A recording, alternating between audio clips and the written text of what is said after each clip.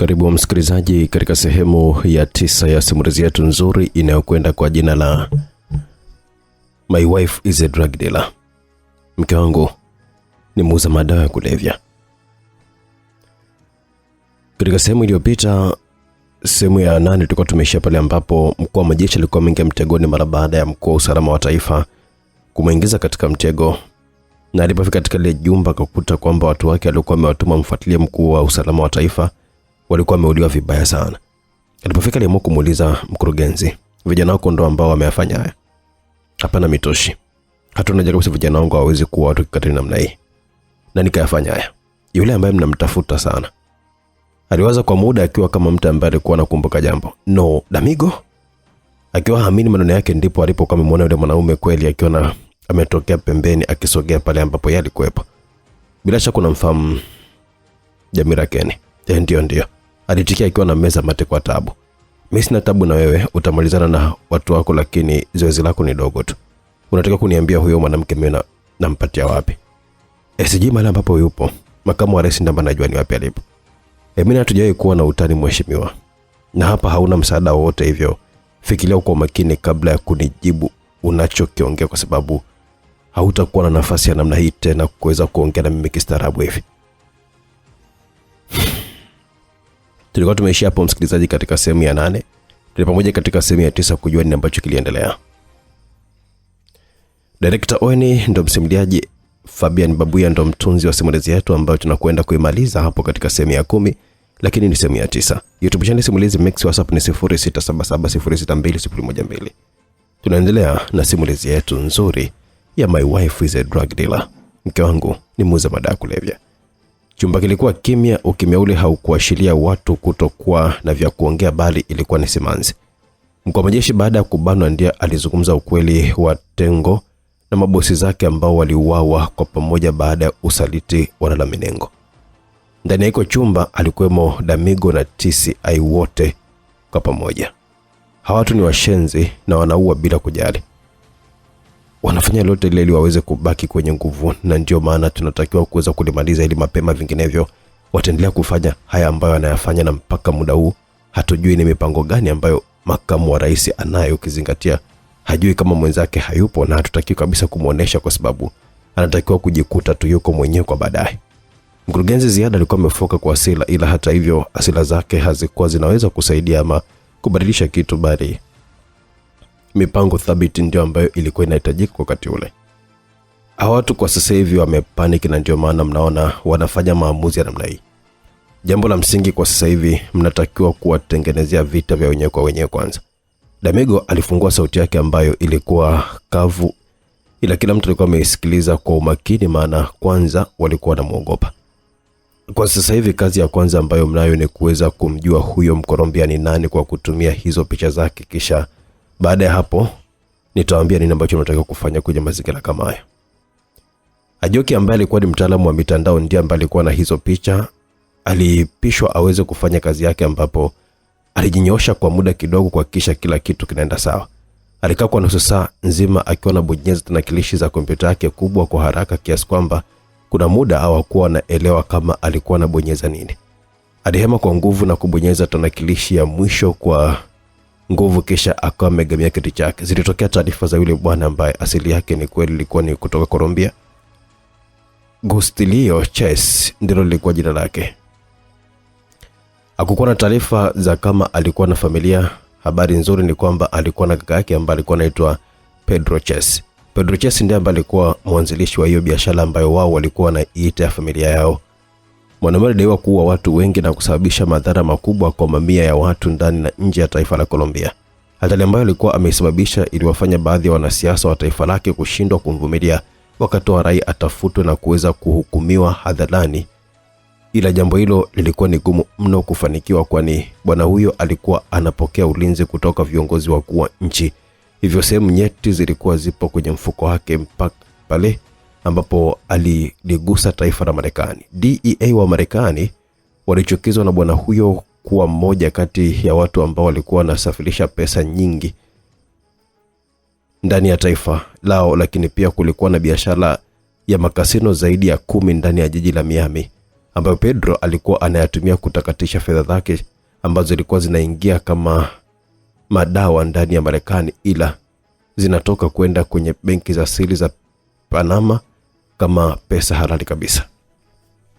Hayo ndio ambayo alikuwa anafanywa Marekani kuamua kumfungia mkanda kwa ajili ya kuhakikisha kwamba wanamteketeza. Kwenye hali ya namna hiyo, bwana Pedro alijikuta uso kwa uso na DEA wa Marekani ambao walienda moja kwa moja Colombia kumtafuta baada ya mtifuano wa muda mrefu wa serikali za nchi hizo mbili na Marekani kutishia kuishambulia taifa hilo lote kama wangeamua kumlinda huyo haramia. Ikalazimu serikali fisadi ya Colombia kukubali kishingo upande, ila bado walikuwa wanaizunguka Marekani, kwani mara nyingi Pedro alikuwa anapokea taarifa kwa viongozi wa juu kuhusu yale ambayo yalikuwa yanaendelea, mpaka pale alipokuja kuua askari wawili wa DEA ndipo alifanya kosa kubwa sana.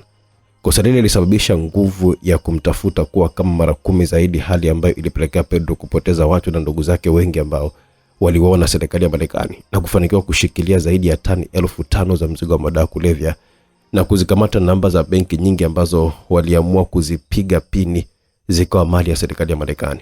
Pedro alipigwa risasi 4 ila alifanikiwa kutoroshwa kwa msaada wa serikali ya Colombia, na baada ya kupotea hapo hakuwahi kuonekanika mahali popote pale, huku baadhi ya watu wakiamini alikuwa amekufa, wengine wakiamini alikuwa amejificha mahali mpaka muda huo, ila serikali ya Marekani haikuwahi kulifuta faili lake mpaka wakati huo bado walikuwa wanamtafuta.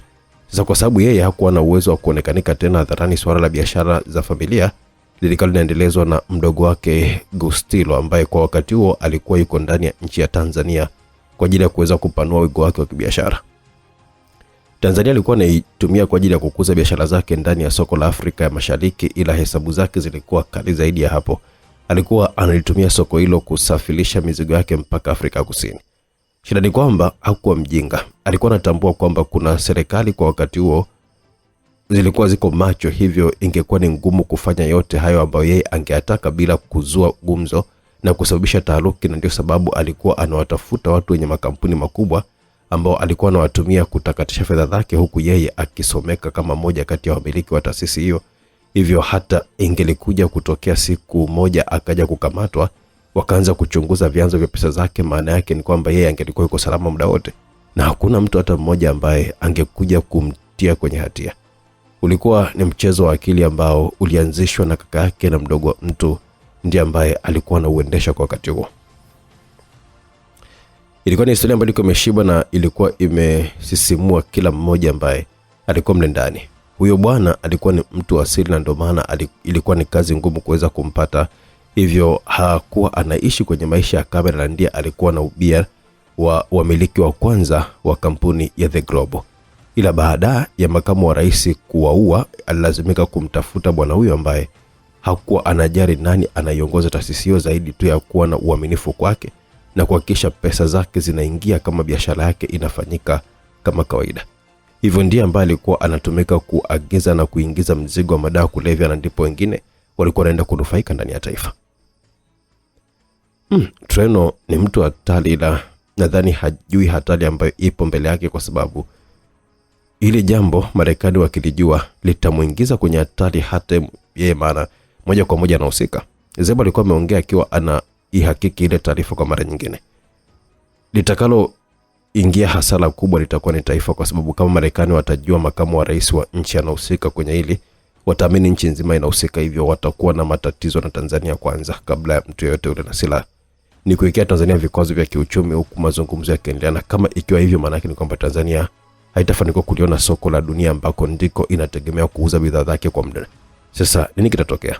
Maisha magumu ambayo baadaye yanaweza kuwaibua wananchi mitaani kupiga kelele, na serikali ndo itakuwa inaanguka hivyo. Damego hakuwa anakurupuka, bali alikuwa anawaza zaidi hesabu za mbali. Umesema kuna jambo utaongea baada ya kujua historia ya watu hawa. Maisha, na ndio maana nilitaka kuanza kujua nyuma yake kuna nini, kwani hawa watu waga wafanye mambo haya kwa mihemuko bali kwa hesabu. Sasa ili uweze kuwashinda, maana yake ni kwamba unatakiwa kuwa na hesabu kali zaidi ya wao. Nilitambua tu huyu nyuma yake lazima kuna mtu. Ni ngumu mtu kutoka Colombia aache utawala wake kule kirahisi tu kuja kwenye nchi kama Tanzania, hivyo nilielewa atakuwa na chaguo jingine. Sasa chaguo jingine ni huyo kaka yake ambaye ndiye bosi wao, ambaye hataki kufahamika kama yupo hai kwa sababu anaogopa Marekani. Sasa zoezi lenu kwenye hili linaenda kuwa rahisi sana kwa sababu mnatakiwa kuwachonganisha tu. Sijakuelewa hapo. Huyo Mkolombia anatakiwa kufa, na kabla ya kufa inatakiwa kaka yake huyo aweze kupata taarifa hizo. Hata vumilia, atakuja hapa Tanzania ili kuweza kutaka kulipa kisasi cha mdogo wake, na hapo ndipo atajua wahusika wa kuwa hili jambo ni hao wafanyabiashara wake.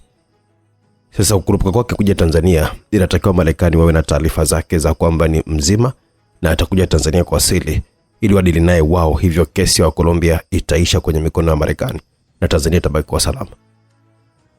Kwa nini la kumkamata huyo mtu tusilifanya wenyewe? Visasi ndio sababu. Visasi. Mkurugenzi, usiwe na kichwa kigumu. Dunia ya biashara madawa kulevya haiendi kama biashara zingine zinavyokuwa zinafanyika sokoni. Hawatu waga wanaandaa watu wengi sana wa kuweza kuendeleza biashara zao, kwani wanatambua maisha yao yanafanywa wasiwe na uhakika wa kuishi muda mrefu. Kama wote wakifua Tanzania na hao wenzao wakaja kujua kwamba Tanzania ndio iliua viongozi wao, wanaweza wasije sasa hivi, ila kuna siku watakuja kurudi kulipiza. Na kurudi kwa Tanzania itageuzwa kuwa kama Colombia au Mexico ambako watu kuuana kwa sababu ya madawa kulevya ni jambo la kawaida. Upo tayari kama kiongozi wa usalama hayo kutokea kwenye taifa lako? Hapana. Basi fuata ambayo nimekwambia. Mwanaume alikuwa anahitaji story nyingi, alianza kuondoka. Damigo, naenda wapi wakati kama huu ambao nakuhitaji kuliko wakati wote ule? Leo usiku ni siku ambayo The Globe wanaanza kunilipa kwa yale yote ambayo wamesababisha, hivyo tutaona wakati mwingine, ila sio kwa sasa. Hakuhitaji hata maelezo mengine. Mwanaume tajiri yule alitoweka, wakabaki wakiwa na shanga. Anamaanisha ni kusema wanaanza kumlipa. Gazi aliuliza kwa hamaniko lenye udadisi mkali ndani yake. Anamaanisha anaenda kuwatia hasara kubwa sana ambayo huenda hawatakawa isahau kwenye maisha yao. Luciana baada ya kukaa muda mfupi na Damigo alikuwa ameanza kumtambua kidogo kidogo. Huyu jamaa binafsi na muogopa, ila sijajua hilo litamsaidia nini. Donta naye alikuwa ameongeza. Huyu ana kisasi binafsi na hawa watu, lakini ukiacha hivyo anataka kuwafanya waishi kwa wasiwasi sana. Akiwatia sala kuna uwezekaniko mkubwa atajianika wazi, na kwake itakuwa ni nafasi ya kumalizana nao, kwa sababu mpaka sasa hivi anamtafuta mkewe na hajui ni wapi amejificha, hivyo hiyo inaweza kuwa ni nafasi bora kwa kukamilisha hilo. Luciano alikuwa amalizia mjadala ule na kumgeukia bosi wake ambaye alionekanika kuwa mbali kwenye mawazo. Haikuwa kawaida kwa mwanamama kama yule kuwa kwenye pressure namna ile kwenye maisha yake. Hata Luciano alitambua kuna jambo halikuwa sawa. Bosi, kila kitu kipo sawa? Asijajua shida ni nini, ila moyo wangu unakuwa mzito. Bosi, ni mambo ya kawaida kwenye nafasi yako, hususan nchi inapokuwa kwenye hali kama hii. Na kuhitaji wewe imara, kwa sababu ndani ya siku kadhaa zijazo wananchi wataanza kuuliza rais wao yuko wapi, maana hawajamuona wala kupata taarifa zote zile za kile ambacho kilimkuta. Hivyo tunatakiwa kujipanga kama likitokea hili tunafanyaje, na njia rahisi zaidi ni kuweza kulifanikisha hili kirahisi. Tunatakiwa kujipanga kama likitokea hili tunafanyaje, na njia rahisi zaidi ni kuweza kulifanikisha hili kirahisi. Kulifanikisha huku inatakiwa kuendelea na kazi. Tukisema tunamsubiri Damigo kila sehemu tutachelewa. Unamaanisha ni kusema hivyo? Baada masaa kama mawili kuanzia sasa tunatakiwa kuwavamia hawa Colombia. Leo? Ndio bosi. Na unatakiwa kutupa ruhusa hiyo. Ndio maana moyo wangu unakuwa mzito. Na hisi kunaweza kuwa na hatari kubwa kama mkienda Luciana. Tulisaini mkataba wa kifo tangu siku ambayo tuliingia huku. Hivyo hata kufia kazini kwetu ni jambo la heshima bosi. Damigo kuna mazingira ana msaada mkubwa sana, na hata hapo mbele anaweza kuwa na msaada zaidi, lakini kumbuka huyu ana watu wake ambao anawatafuta. Tumwache aturahisishie kazi upande huo, lakini ambako hakuna ulazima tufanye wenyewe, na tusimtegemee sana yeye mwenyewe, kwa sababu hata yeye mwenyewe ni binadamu. Inahitajika risasi moja tu watu kuweza kuyabeba maisha yake. Tuamini bosi, ili tunaweza kulifanya vyema kabisa. Luciana alikuwa na ujumbe mzito, ila alikuwa sahihi. Kwa aina ya taasisi ambayo walikuwa wanaiongoza hawakutakiwa kumsubiri mtu mmoja. Walitakiwa kuhakikisha kwanza wanaitumia nguvu kazi ambayo wao wenyewe kama wao walikuwa nayo, kisha pale ambapo wangepata msaada huo ingelikuwa ni vyema zaidi. Mkurugenzi alisita, ila hakuwa na namna zaidi ya kuwaruhusu, japo hao ndio watu pekee ambao yeye alikuwa amebakiwa nao akiwaamini. Kwa wakati huo hakuwa anaweza kuwaamini binadamu wengine ndani ya taasisi yake, kwani hakuwa anajua nani yupo upande wake na nani hakuwa upande wake. Ila swala la wapi alipokuwepo rais lilibaki kuwa siri kubwa kati yake yeye na Damigo tu. Hilo hata wale vijana wake 6 hawakuwa najua ni wapi alikuwepo. Maumivu ya baridi yalimfanya kuzinduka kwenye usingizi wa muda mfupi ambao alikuwa ameupata Bwana Mitoshi Zeku, ambaye alikuwa mkuu wa majeshi. Bado hakuwa ameuliwa, japo mwili wake ulikuwa na majeraha kadhaa ambayo ilisababishwa na mateso wakati akiwa anahojiwa na Damingo kwa tahadhari kubwa ya kwamba hakutakiwa kuweza kumuua bwana huyo. Ndugu yangu wanadamu, tumeumbwa na tamaa kubwa, na naelewa pesa waga haitoshi kwa sababu mimi ni mwanauchumi Mitoshi. Mimi ningekuunga wewe mkono kama ungelikuwa unataka kunipindua mimi kwa sababu ambazo zinaeleweka. Kwa mfano, kama ningekuwa na watesa ama kuwaua raia, kuuza rasilimali za nchi bila sababu kwa manufaa yangu mwenyewe, ningekuwa najibabikizia mali huku nikiwa nalisahau taifa langu. Wewe kama mkuu wa majeshi, hata mimi ningekuona mtu mwenye maana sana kubwa mbele ya hili taifa, ila sio hiki ambacho wewe unakifanya. Wewe haujanisaliti mimi, bali umewasaliti wa Tanzania. Umesaliti nchi yako ya pekee Tanzania. Umesaliti bendera ambayo uliapa kulinda na kuifia. Umewasaliti wazalendo wenzako ambao tunawatuma vitani kuwakilisha taifa, ila mbaya zaidi umelisaliti vazi lako la heshima ambalo mpaka siku unakufa utafutwa kama sehemu ya historia ya watu ambao wamewahi kulivaa kwenye nchi hii hapa, kwa sababu ukweli wa ushenzi wako wote unatakiwa kuwekwa wazi, na ndio sababu iliyonifanya mimi nikahitaji kukuweka hai mpaka sasa. Naweza kujua kwa nini umefanya haya yote Zeku. Ni sauti ya taratibu yenye busara ila yenye jazba kali ndani yake kutoka kwa Rais Tadilu Manzeki, akiingia ndani ya kile chumba ambacho bila shaka hata Bwana Mitoshi mwenyewe hakuwa ametarajia kama rais anaweza kuwepo sehemu kama ile. Muhe, achana na hayo maigizo. Wote tunajua hakuna jambo unaloliheshimu kutoka kwangu, hivyo ni jibu ambacho nimekuuliza. Pesa na hofu. Hofu kutoka kwa nani? Makamu wa rais. Kwa hiyo unamhofia yeye kuliko mimi? Ndio mheshimiwa. Haujui tu, ila yule ni mtu hatari sana. Kitu gani ambacho anakutishia nacho? Kuua familia yangu na baadhi ya siri zangu za ushenzi ambao nimewahi kutumia nafasi yangu kuweza kufanya anazo. Hivyo alikuwa anatishia kwamba kama nisipofanya yale ambayo anayataka basi atavileta kwako, ambapo ningeishia jela kama sio kuuawa. Kwa hiyo ndio maana makamu wa rais alikuwa anasisitiza kwamba wewe ni mtu sahihi kuwa kwenye hiyo nafasi, kwa sababu alikuwa anahitaji kutumia. Ndio mheshimiwa.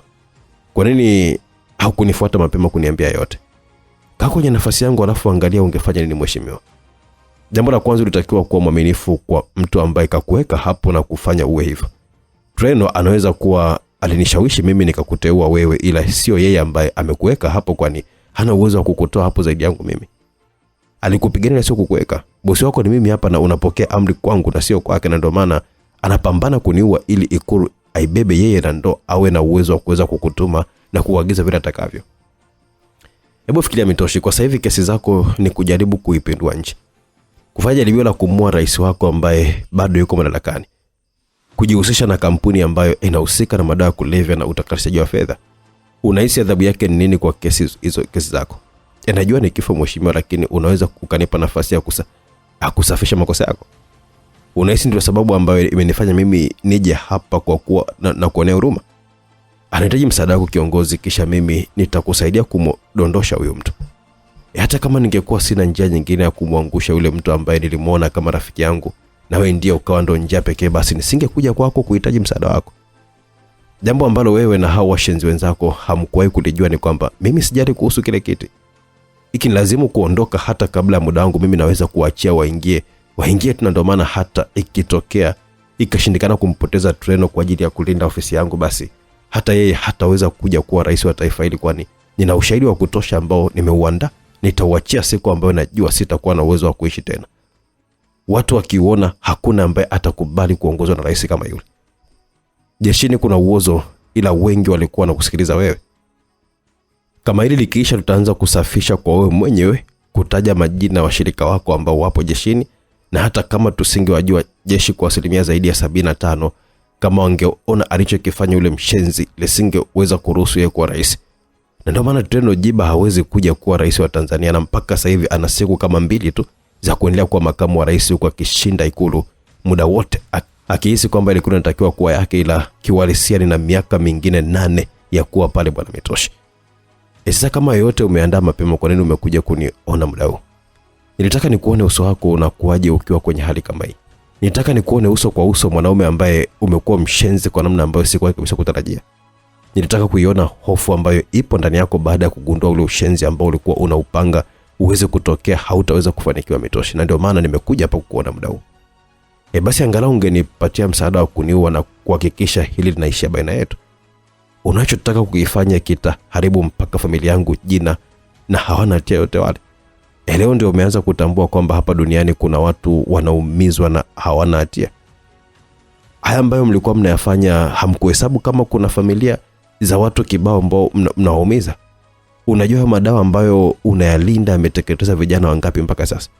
Unajua yameongeza ubakaji kwa asilimia ngapi? Unajua ni hasara gani serikali inalazimika kutenga kuwatibia hawa watu? Hayo yote huwezi kabisa kuyajua wala kujali kwa sababu unaamini hayakuhusu. Sasa ni kipi ambacho kinakupa upekee wewe mpaka uhisi kama unatakiwa kudekezwa kwa sababu tu ya familia yako jina litaharibika? Familia yako inaishi maisha ya kifahari na kitajiri kwa kodi za Watanzania na pesa za madawa kulevya na rushwa ambazo unazifuja. Umewahi kuwaza hilo kabla? Kama wewe ukifanywa hivi, maana yake wengine hawatakaa wakajifunza kwenye maisha yao, na hakuna mwalimu mzuri kama mafunzo ya vitendo, na ndio maana kila mtu anatakiwa kujua nini ambacho kitamtokea pinda kija kufanya upuzi kama wako. Treno hajui kama wewe haupo tena. Mpaka sasa hivi anaamini anayo nguvu kubwa ya jeshi, na ndipo lilipo anguko lake, kwa sababu usiku wa leo anaenda kupata mapigo makubwa ambayo kama atafanikiwa kuyakwepa na kuendelea kuwa imara, basi binafsi nitampa heshima kubwa sana kwenye maisha yake yote. Umefanya nini mheshimiwa? Ataonana wakati mwingine Mitoshi. Ila wakati ambao mimi na wewe tutaonana tena haitakuwa kwa wema kama hivi, bali ni muda ambao wewe utaenda kuwa mfano kwa wengi. Ile kauli limtisha, hata hivyo rais alimpa mgongo na kuanza kuondoka. Niachie mshenzi wewe. Tafadhali nifanyie hivi. Kila mtu anastahili nafasi ya pili kwenye maisha. Kauli yake haikubadilisha kweli kwamba hakuwa na msaada kwa wakati ule.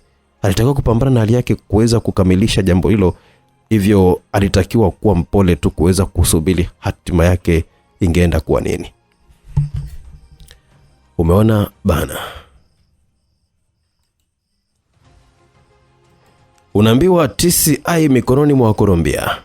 Luciana hakuwa anatania kuhusu yale mawazo yake ya kuwafuata wale wa Colombia usiku huo, kwani kadri muda ulivyokuwa unazidi kwenda ndivyo mambo yalikuwa yanazidi kuharibika zaidi, na hakutaka hilo litoke. Tayari walikuwa wamepoteza kikosi kizima cha DEA, na jambo hilo hawakuhitaji kulizungumzia zaidi kwa sababu lingewapa simanzi na kuwarudisha nyuma. Walihitaji kwa wakati huo kupambana kuhakikisha hesabu zao ambazo zilikuwa mezani zinatimia kwa usahihi, na ndio maana hata rais hawakumshirikisha. Wakiwa njiani, Ajoki alikuwa ameanza kulalamika kuhusu tumbo, huku akiwa anaanza kutokwa na jasho jingi, ambapo aliwaomba kama ingewezekanika yeye alikuwa anatakiwa kuachwa, kwani asingeweza kusaidia kwa lolote lile akiwa mahali pale. Ilikuwa ni ghafla bwana mdogo yule kuanza kulalamika kuhusu kuumwa. Hata hivyo walimpatia vidonge na kumtaka baki kwenye gari ili kama kuna tatizo litatokea yeye atakuwa mpango wao wa pili wa kuweza kuondoka kule ambako hawakujua wale watu walijipangaje, maana hakukuwa na namna nyingine ya kuingia ndani kujua hayo zaidi ya kujilipua tu na kuingia kutambua mbele ya safari. Zebu ndiye ambaye alikuwa ni kama mwenyeji wao, kwani hata mara ya kwanza yeye ndiye alikuwa amefika huko. Yeye ndiye ambaye alikuwa anawaongoza mpaka umbali kadhaa ambapo walizima gari na kutulia kwa muda. Ilipita nusu saa akaona gari mbili zikiwa zinaingia ndani, tena za kifahari haswa. Muda ulikuwa unaruhusu watu wale kutoka kwenye starehe, hivyo walitambua ni wahusika walikuwa wametoka kupata starehe zao na ndio kwanza walikuwa wanarudi ili kupumzika. Walishuka na kugawana pande zao kadhaa za zile nyumba, huku akiwa anamtaka Ajoki aweze kucheza na kamera wao wasiweze kuonekana. Hakukuwa na haraka zaidi ya kupambana na kompyuta yake tu mpaka pale alipokuwa amewapatia taarifa kwamba kamera zote alikuwa amezizima, hivyo wangeweza kuingia kwa wakati ule bila tatizo lolote. Taarifa ile iliwafanya watu wale watano kugawana upande tofauti na kurukia ndani ya ile geti ambapo walikuwa wameanza kuua walinzi. Walikuwa wanaua kwa visu zaidi kwa sababu hawakutaka kusababisha kelele ambazo zingefanya sehemu ile kutambulika kama ilivamiwa, ila mambo yalikuwa tofauti na matarajio yao, kwani ni kama walikuwa wanasubiriwa na wenyeji. Wa kwanza alikuwa ni Gazi. Aliruka sarakasi kutoka kwenye ukuta katua kwenye shingo ya mlinzi. Aliikita ile shingo, karusha kisu kwa nguvu kwa mlinzi wa pili ambaye alimshtukia. Alishangaa kuonana na wanaume wawili ambao ni kama walikuwa wameelekezwa ni wapi alipokuepo. Alitoa bastola akihitaji kujitetea, ila nyuma yake kulikuwa kuna mtu mwingine ambaye alimpiga visu vitano kwenye mbavu, akaishiwa nguvu, akaanza kubuluzwa kupelekwa mahali ambako hakuwa anakufahamu. Wa pili alikuwa ni Donta. Yeye alifanikiwa kuua watu 3 akiwa anamsaka wa 4. Alipigwa risasi 2 kwenye mapaja, ila zilitoka mtu ambaye alikuwa amefunga kifaa cha kuzuia sauti. Kama wao walivyokuwa wanavizia kimya kimya, basi hata wenyeji wao pia nao walikuwa wanataka hiyo sherehe iendelee kuwa ya kimya kimya vile vile, bila kelele kutoka kote kule. Naye alipelekwa kwa mwenzake ambapo walifungwa kwenye sehemu ambayo ni kama iliandaliwa kwa ajili ya watu kufanyia mazoezi ya kupiga risasi. Wote waliangaliana na kushangaana kwa sababu haikuwa kawaida wote kukamatwa kwa wakati mmoja. Watatu alikuwa ni Lemi. Huyu alikuwa na mnyororo kwenye mkono wake na bila kelele alikuwa akipunguza walinzi na kuwaua kikatili sana. Alisimama na bwana mmoja ambaye alikuwa kama Mchina. Alikuwa anakaribia kumuua baada ya kuua wenzake kadhaa. Kuna kamba ilitoa kwenye shingo yake, ni kama mtu kutoka upande wa nyuma yake ambaye alikuwa amefanya yote. Hali ile ikamfanya kuachia vile vifaa vyake na kuanza kuhangaika kuitoa ile kamba. Yule Mchina akaokota shoka na kwenda kumkatakata nalo kwenye miguu, hali ambayo ilimfanya kugumia, maana hakuwa anaweza kutoa sauti kutokana na jinsi alivyokuwa amekabwa. Alipokuja kuachiwa hakuwa hata na uwezo wa kutoa sauti, kwani koo lilikuwa limekauka kwa muda ule. Akabaki akiwa anashusha tu machozi, na alibebwa mpaka ile sehemu ambayo walikuwepo wenzake ambao walimsikitikia mwenzao, ila hawakuwa na cha kufanya. Something is wrong. Donta alikuwa ameongea akiwa anageuzia shingo yake upande wa wenzake ambao nao walikuwa wamefungwa vyema. Unahisi kuna mtu anatochezea mchezo? Asio rahisi wote sisi tukakamatwa kwa muda mfupi namna hii, tena kwenye mazingira kama haya.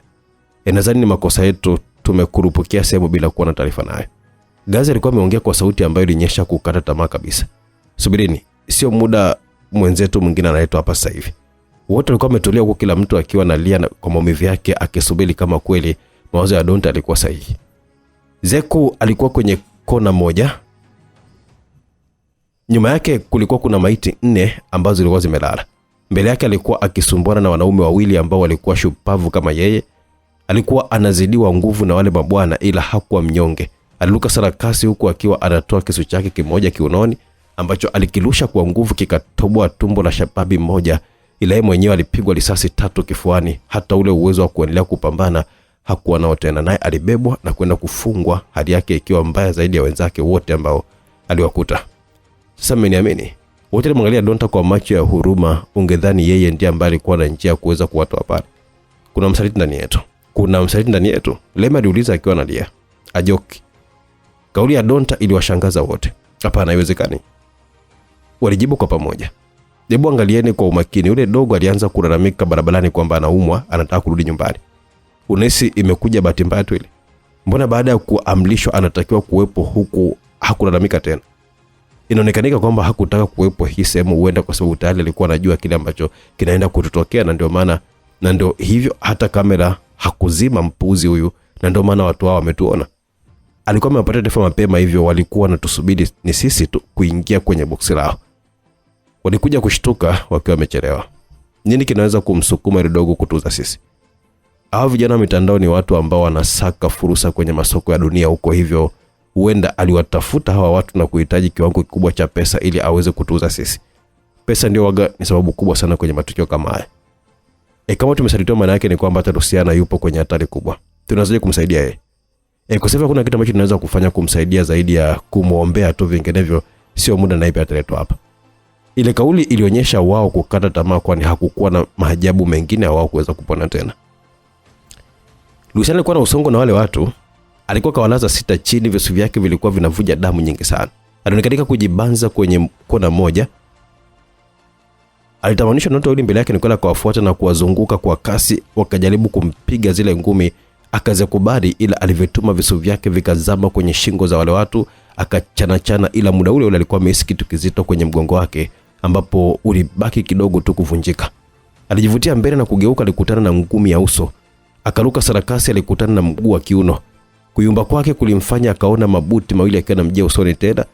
Alitaka ya kuepa, akatoa kifuana, akaenda kudondokea ukutani na kufika chini akiwa amejikunja kwa aina ya maumivu ambayo alikuwa anayapata. Hakuwa na uwezo wa kufua dafu kwa wale wanaume 2 ambao walikuwa mbele yake. Akiwa anataka kujigeuza, aliona kivuli Alipoangalia vizuri ni mguu mzito ulikuwa umetoka kwenye mguu wake, akahisi kama vile kuna ganzi.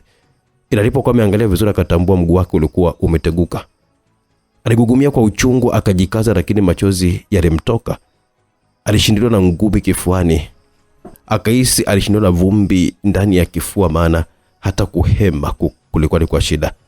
Wale mabwana hata hawakujali na kwenda kumbandika kwa wenzake ambao walikuwa wamekata tamaa jumla, maana huyo ndiye alikuwa tegemeo la mwisho kuweza kujinasua kwenye hatari kama hiyo. Baada ya wote kuhifadhiwa pale, ndipo sasa alitoka bosi mwenyewe Gastilio akiwa na wafuasi wake. Alifika na kuanza kuwakagua wale watu, kuangalia kwa dharau huku akiwa anawacheka. Kwa hivyo vibaka kama nyendo, mlihisi kwamba mnaweza kuwa sehemu ya nguko langu. Nilikuwa natamania watu kama nyie muweze kuingia sehemu kama hii hapa, na leo mmejileta sasa miili yenu inaenda kuwa sehemu ya majaribio ya udungwaji. Aliongea kwa dhihaka akiwa anampitia kila mmoja kumwangalia usoni. Wacha waende, baki na mimi kisha utanifanya unachokitaka. Huu ulikuwa ni mpango wa Mungu. Mimi na hawa wapo hapa kwa sababu hawakuwa na chaguo lingine. Luciana alijaribu kuongea kama kiongozi. Nitakufanya ninachokitaka.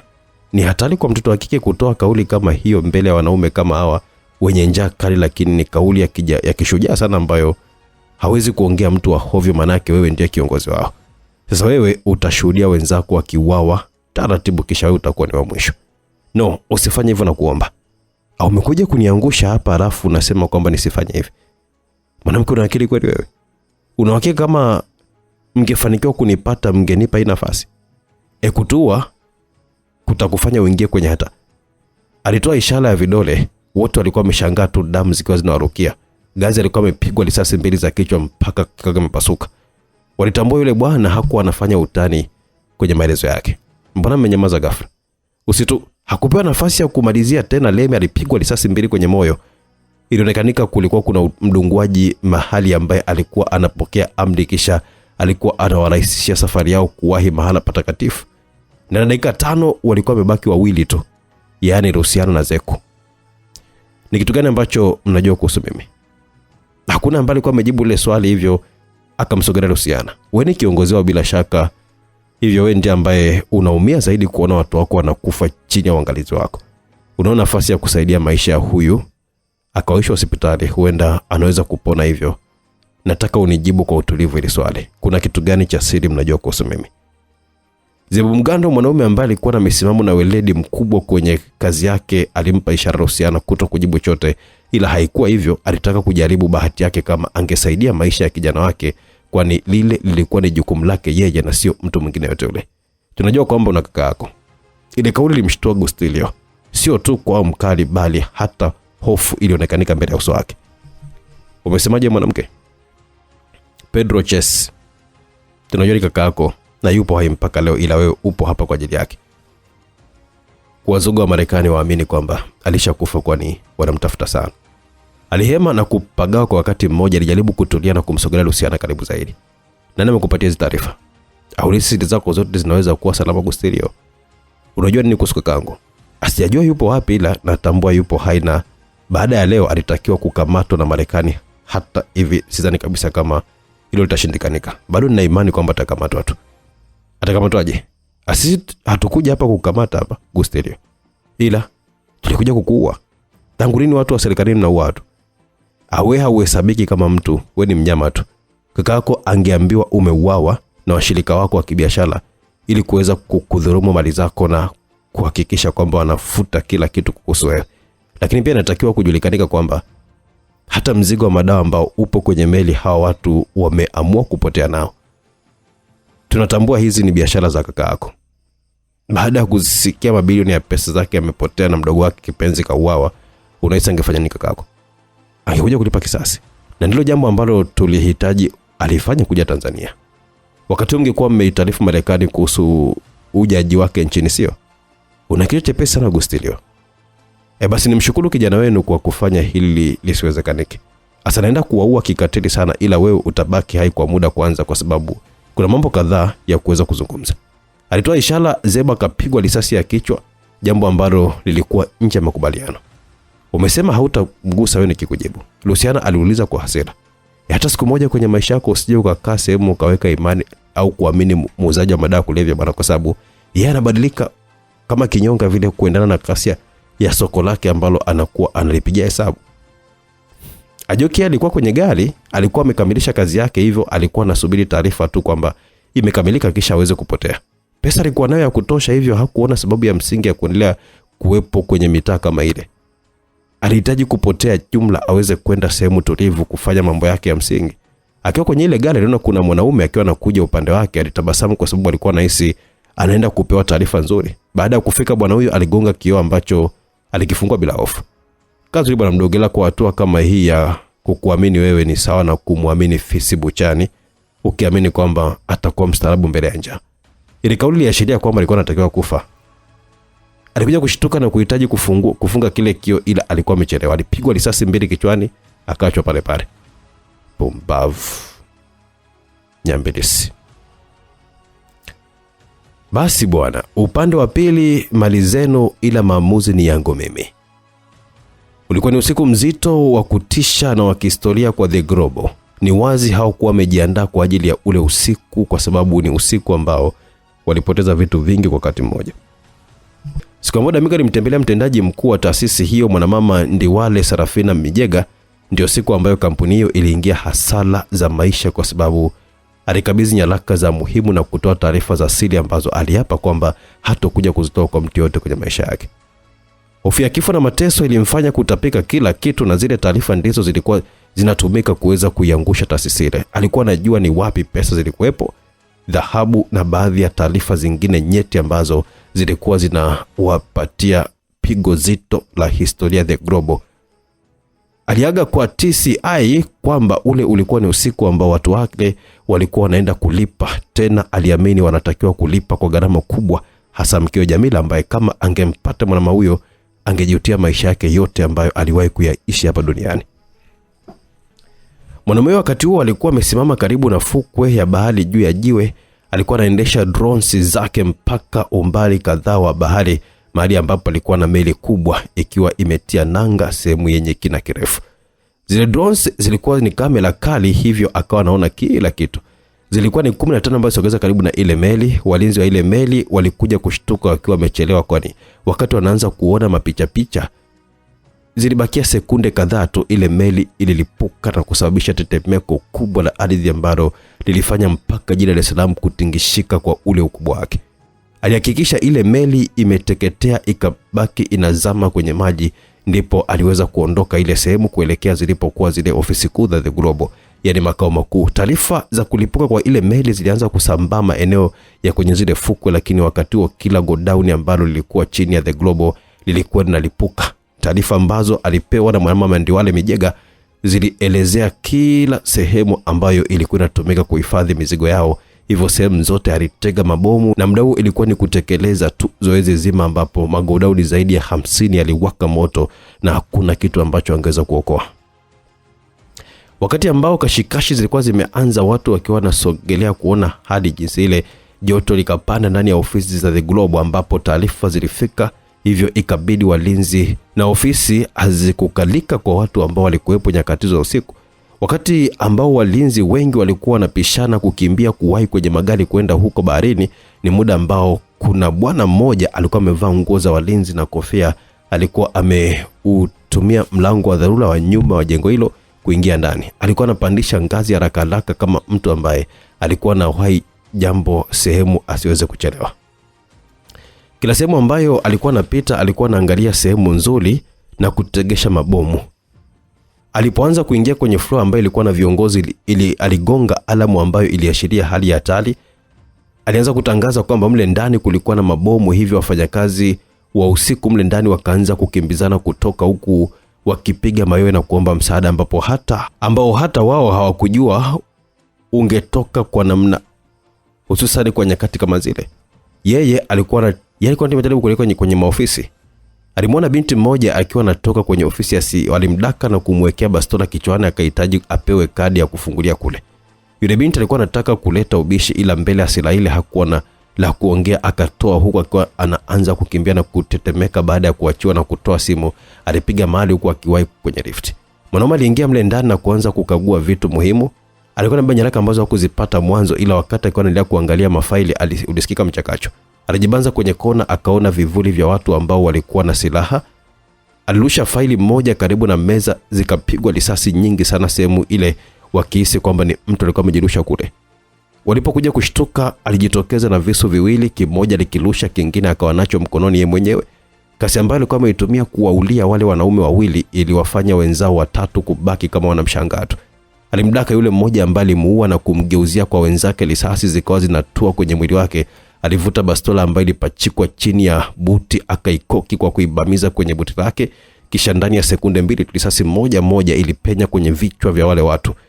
Alitupa na ile bastola yenyewe kwa sababu risasi zilikuwa zimeisha, ila muda ule anataka kuendelea na zoezi lake, simu ilianza kuita. Aliangalia na kutambua alikuwa ni mkurugenzi wa usalama wa taifa, ikamlazimu kuipokea kwani alitambua lazima kulikuwa na tatizo kubwa. Damigo, nakuomba vijana wangu mpaka sasa hivi siwapati na hisi wanaweza kuwa kwenye hatari kubwa, hivyo naomba ukawasaidie. Kwa sasa hivi sina msaada mwingine wa haraka ambao naweza kuwapatia zaidi ya wewe tu kwenda. Alifikiria kwa muda akiwa anaitazama ile ofisi. Wapo wapi? Simu zao zipatikana, ila simu ya Joki inaonyesha sehemu alipo ambapo naamini watakuwepo wote, hivyo na kutumia sasa hivi. Alikata ile simu na kwenda kubeba baadhi ya nyaraka kadhaa, kisha akapanda lift na kutoka kwenye ile jengo. Muda mfupi baadaye, wakati akiwa anaondoka, jengo lile lilikuwa limejaa walinzi tu ambao walikuwa wanahaha kumtafuta mvamiaji wao, ila muda haukuwa upande wao kuweza kuwabeba. Alibonyeza saa yake ya mkononi kama utani, lile jengo likaanza kupokea milipuko mikubwa ndani yake ambayo ilikuwa inapasua kuta zake. Taratibu moto ulikuwa unazidi kuwa mkubwa zaidi kila muda ulivyokuwa unazidi kwenda. Watu walikuwa wanakimbilia mbali na eneo lile, na hata wale walinzi ambao walikuwa chini walikimbia kuyaponya maisha yao. Zimamoto walifika na polisi sehemu ile ambapo walianza kupambana kuuzima moto ule, ila baadaye ilitolewa taarifa wote waende mbali, maana jengo lilikuwa linaanza kushuka na baadaye lote likashuka chini. Kama ungeambiwa kulikuwa na jengo refu maeneo yale, huenda ungelikuwa wa kwanza kukataa, kwa namna jinsi palivyokuwa pamebakia, na tukio lile lilikuwa linarushwa mubashara kabisa kwenye vyombo vya habari. Damigo baada ya kufika pale aliona gari. Ile gari aliitambua kwa sababu ndio ile ambayo walikuwa wanaitumia TCI kwenye kazi zao. Alitembea kwa makini mpaka alipokuwa amefikia, aliangalia kila sehemu kama kulikuwa na watu, ila alitambua palikuwa hapo kimya, japo gari ile ilikuwa ipo wazi kwa ndani. Alitazama ndani na kutambua alikuwepo yule bwana mdogo wa Joki ambaye aliuawa muda sio mrefu, kwani damu bado ilikuwa inaendelea kuchuruzika. Alisikitika na kumfunga macho kijana yule, kisha akasogea mpaka getini. Upande ndani Luciana alikuwa anaendelea kupokea maumivu ambayo yaliongozana na kejeli kutoka yule Mkolombia. Alipigwa ngumi 4 tumboni, kisha akabanwa kwenye mguu wake ule ambao ulikuwa umeteguka. Unahisi kutua na kutufanyia haya ndo kutakufanya ujiepushe na ile? Mwenye nafasi ya kuongea haya yote ni mimi bibi, na sio wewe. Haupo kwenye nafasi ya kufanya lote lile. Wewe nimekuambia utakufa kwa mateso zaidi hata kuliko wenzako, na hili linaenda kuanza muda huu kwa wewe kuniambia mahali ambako yupo rais wa Tanzania. Ile ni jambo ambalo Luciana mwenyewe hakuwa anajua. Ni swala ambalo lipo nje ya uwezo wangu, ila niamini mimi hata kama ningelikuwa najua kuhusu jambo hilo, basi abadani nisingekuja kukuambia kwenye maisha yako yote mpaka siku unakufa. Napenda wanawake majasiri wa aina yako bibi, ila sidhani kabisa kama ilikuwa sehemu sahihi ya wewe kuanza kunitibua muda kama huu. Aliongea na kutoa ishara. Alikuwa anahitaji yule mdunguaji wake kuweza kumpatia mateso kwa kujaribishia risasi sehemu mbalimbali za mwili wake ambazo zingefanya asife kwa haraka. Alitoa ishara ile tena, ila hakukuwa na kitu zaidi ya ukimya mpaka akawa kama haamini vile. Alitoa ishara tena, ila hakukuwa na kitu zaidi ya ukimya mpaka akawa kama haamini hivi.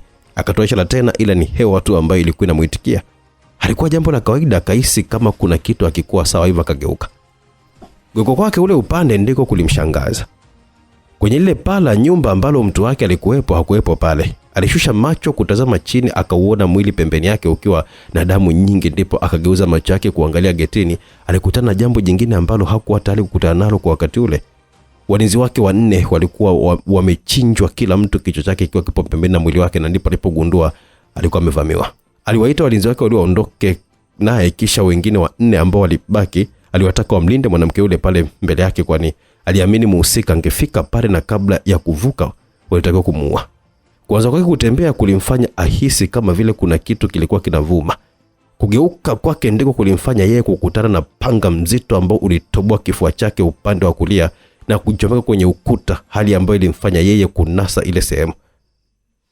Walinzi wake Waliangalia kila sehemu na ndipo walimuona mtu juu ya ukuta wa geti la jumba lile, huku naye akiwa anawatizama.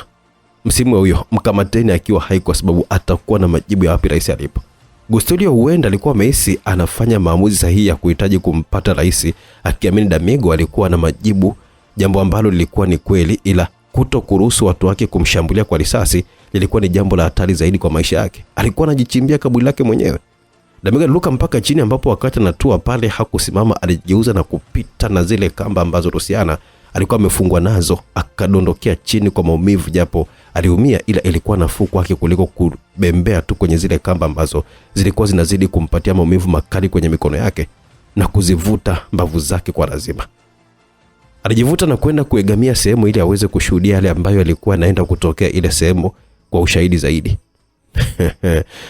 Mtu 6 walikuwa wamesimama na mtu mmoja. Mmoja kati ya wale watu alikuwa ni Mchina na alikuwa mbele kwenye kushambulia na suti yake.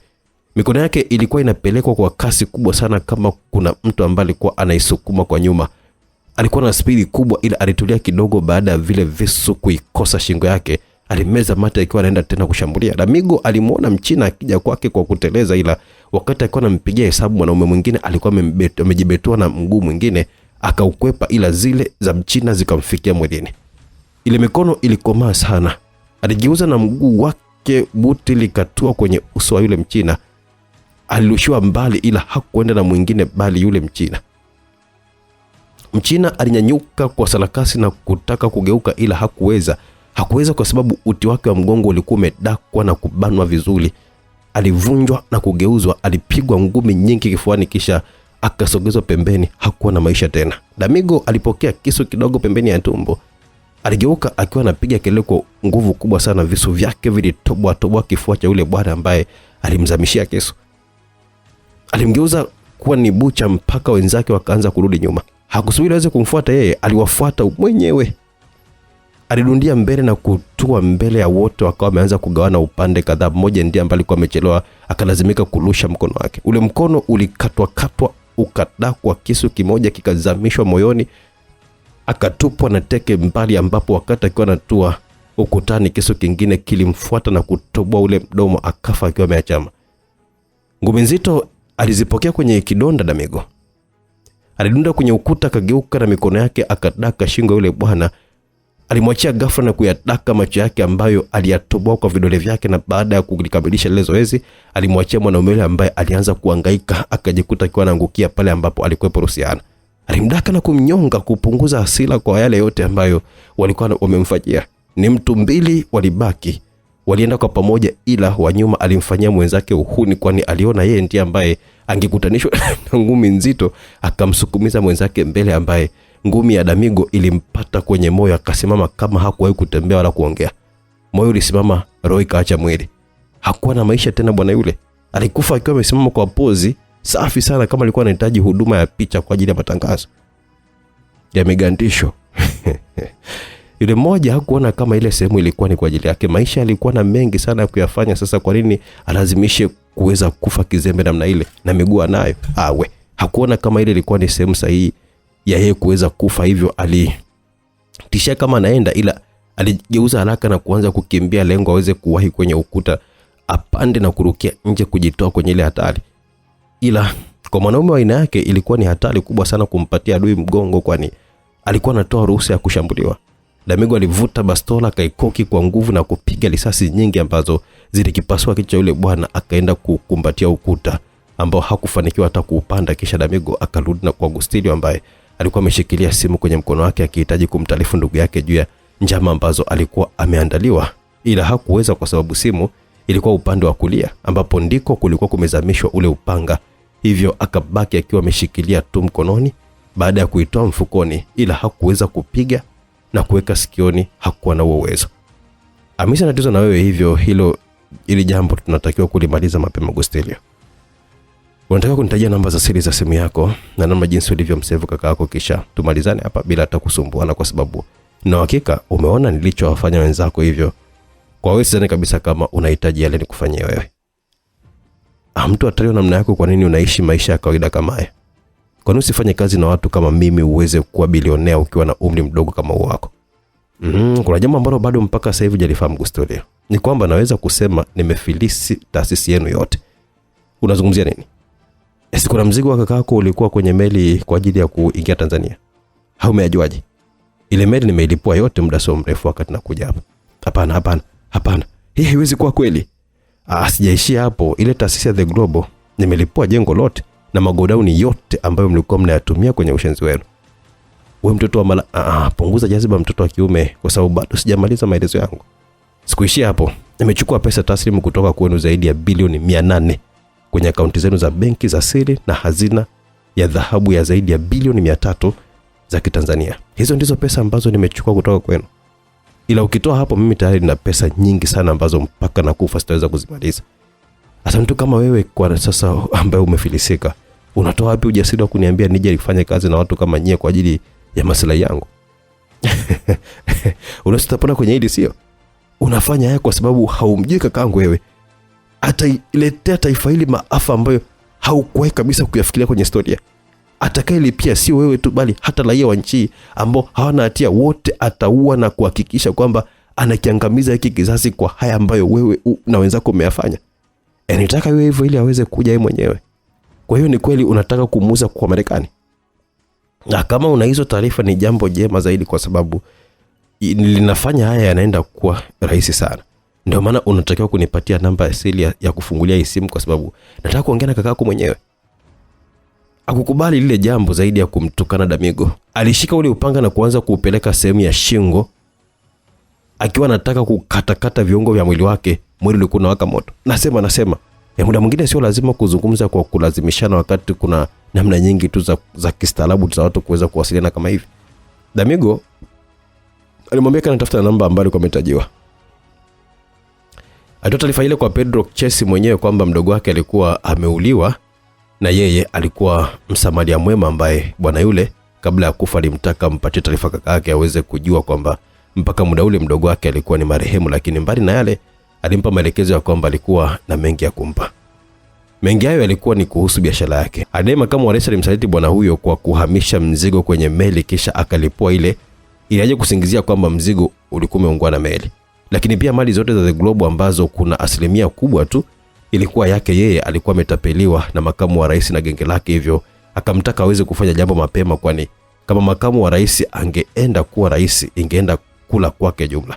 Alimtaka bwana yule kuja Tanzania haraka sana, na angelikuwa ni mtu ambaye angemsaidia kufanikisha hilo, kwani alikuwa anafanya kazi kwa ukaribu na mdogo wake. Wakati anaikata ile simu alikuwa ametoa mfuko ambao aliusokomeza kwenye mdomo wa Agustilio, ambaye alibaki akiwa anatukana tu, kwa sababu bila hivyo angepiga kelele na kumshtoka kakake asiweze kuja. Naenda na hii simu, nasubiria simu ya kakako ili naye aingie kwenye mikono ya Marekani ambao nitawaunganisha moja kwa moja, kwa hiyo watakuwa wanajua hatua zake zote. Ili kamilika kutakuwa na uhusiano mkubwa wa Tanzania na Marekani, hasa kibiashara na kuimarisha uhusiano wa kidiplomasia, lakini pia wauzaji wenzake wa madawa watajua kwamba ni Marekani wamehusika na sio Tanzania. Itakuwa ni salama hata kwa miaka ambayo inakuja huko mbele. Binadamu wa kawaida tu hawezi kuwa na hesabu zote kama hizi. Umewezaje kufanya mambo kama haya na kuwa na hesabu za mambo ambayo yanaweza kutokea baadaye? Kwa sababu ni mmoja wa watu ambao nimeishi maisha aina hii hapa hivyo naelewa ndani na nje, ndio maana inakuwa rahisi kwangu kuweza kukamilisha kazi kama hizi. Aliuvutia ule upanga kulia na kushoto, kisha kauchomoa Agustilio akiwa anapiga mayowe ya maumivu. Sehemu ambazo alipitisha ule upanga, alitambua bwana yule asingeweza kuishi tena. Hakuangalia hata nyuma zaidi ya kwenda kumbeba Luciana, ambaye alibaki anamwangalia tu huyo mwanaume, huku machozi akiwa anashuka, akiwa anaangalia wenzake ambao wangekuja kubebwa na gari, kwani taarifa zilikuwa zimefika na msaada ulikuwa unasogea. Wao walipotea hayo mazingira, kwani bado mtu ambaye alikuwa hatari zaidi alikuwa anaendelea kuishi, ambaye alikuwa ni makamu wa rais bwana Treno Jiba. Aya bwana, tuingie kwenye misheni. Uweni kila anayehusika. Zilikuwa taarifa mbaya mezani. Zile taarifa hazikuwa njema kwa wote ambao walikuwa wanahusika na ile taasisi. Taarifa za kupoteza mali, meli kulipuka, kampuni kushushwa chini, kisha hazina kubwa kupotea, zilimfanya makamu wa rais kuzimia baada ya kuzipokea zile taarifa. Madaktari wafanya kazi kubwa kuhakikisha mheshimiwa anakuwa salama, kwa sababu hapakuwa pema kwa upande wake yeye na watu wake zaidi ya kuemeana kama dunia nzima ilimwelemea mgongoni. Taarifa zile wakati zinaanza kumfikia alikuwa anafanya mapenzi kwa hasira. Ilikuwa ni kama sehemu ya kupunguza sumu ndani yake. Alikuwa anavurugwa na namna jinsi mambo yalivyokuwa yanaenda vibaya mheshimiwa, na ndio maana akaamua kujipooza akiamini huenda ndipo akakutana na taarifa ambazo zilimpatia pressure kubwa ya moyo mpaka akazimia kwa nusu saa nzima. Alipokuja kuzinduka alikuwa anaita jina la Damigo kwa hasira na uchungu, kwani aliamini ndio mtu pekee ambaye alimfanya yeye kufikia kwenye hali kama hiyo, huku akiapa kumpata bwana huyo na kumfanyia mfano wa wanadamu ambao walitakiwa kufa na kujua maana ya maumivu kwenye maisha yao. Hasira zake hazikuwa na maana yoyote kwa sababu hazikuwa zinaweza kubadilisha kitu chochote kile ambacho kilikuwa kimetokea mpaka muda ule. Aliita jina la Damigo mara 100 baada ya kuzinduka akiwa anatetemeka. Alikuwa ameingizwa hasara kubwa, na ubaya hazikuwa pesa zake zote. Kulikuwa na pesa wafanyabiashara wengine ambao kwake angeweza kuamudu, lakini ubaya ni kwamba pesa nyingi zaidi zilikuwa za wauzaji wa madawa kulevya kutoka Colombia. Sasa angewajibu nini wale watu pindi wakitaka pesa zao? Alitambua alikuwa anacheza na kifo kibaya sana. Huenda pesa angekuja kuzifidia kupitia kuuza madawa kulevya, ila meli nayo pia ilikuwa imelipuliwa. Sasa angeponea wapi? Alichanganyikiwa akiwa anajaribu kuwaza mara tatu kujua ni wapi alitakiwa kuanzia, ndipo likamjia wazo moja pekee ambalo ndilo lilikuwa limebakia kichwani mwake kumtoa kwenye ile hali. Wazo ambalo libaki lilikuwa ni yeye kuwa rais haraka. Kama angefanikiwa kuipata nafasi hiyo kwake ingelikuwa ni rahisi, kwa sababu alikuwa na uwezo wa kufanya ubadhilifu kwenye mikataba ndani ya mwaka, akawa amesharudisha pesa hiyo, huku akiamini kwamba angeuza rasilimali za taifa. Sasa angewezaje kuwa rais akiwa hana nguvu ya usalama wa taifa, ambao kwa asilimia kubwa alikuwa anaangalia hatua zote ambazo taifa lilikuwa linazipitia kwa wakati huo? Njia rais ikabaki kuwa kwamba alitakiwa kuipindua nchi muda huo bila kujalisha rais alikuwa wapi, na namna pekee ya kuweza kulifanya hilo ilikuwa ni kupitia mkuu wa majeshi. Alitafuta simu akampigia bwana huyo, lakini hakumpata. Taarifa ambazo alizipokea ni kwamba mkuu wa majeshi hakuwa anajulikana alikuwa wapi mpaka muda huo, maana nyumbani kwake hakuepo na ofisini hakuepo. Akajikuta kitaratibu akiwa anaanza kutokwa na jasho jembamba usoni mwake, akiwa haelewi ni kipi atakao kukifuata. Simu yake ya pili ilifuatia kwenda kwa mzee Kenneth, ambaye aliahidi kufika kwa mheshimiwa hapo ndani ya muda mfupi ambao ulikuwa unafuata. Kenneth, umeona ambacho kimetokea? Treno Jiba ni kama alikuwa anatafuta sehemu ya kumalizia hasira zake. Alikuwa anaongea kwa jazba, kwa anabamiza na kuvunja vitu ovyo ovyo. Ndio mheshimiwa, hata mimi mpaka sasa hivi bado nipo kwenye mshangao. Nilikuamini Kenneth. Niliamini wewe ungeweza kuwa makini zaidi kuifanya kazi hii, kwa sababu ulinihakikishia hilo, lakini ona mahali ambapo umenifikisha Kenneth. Ona mimi umenifikisha wapi?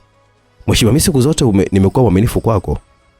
Uwaga nafanya kile unakitaka wewe.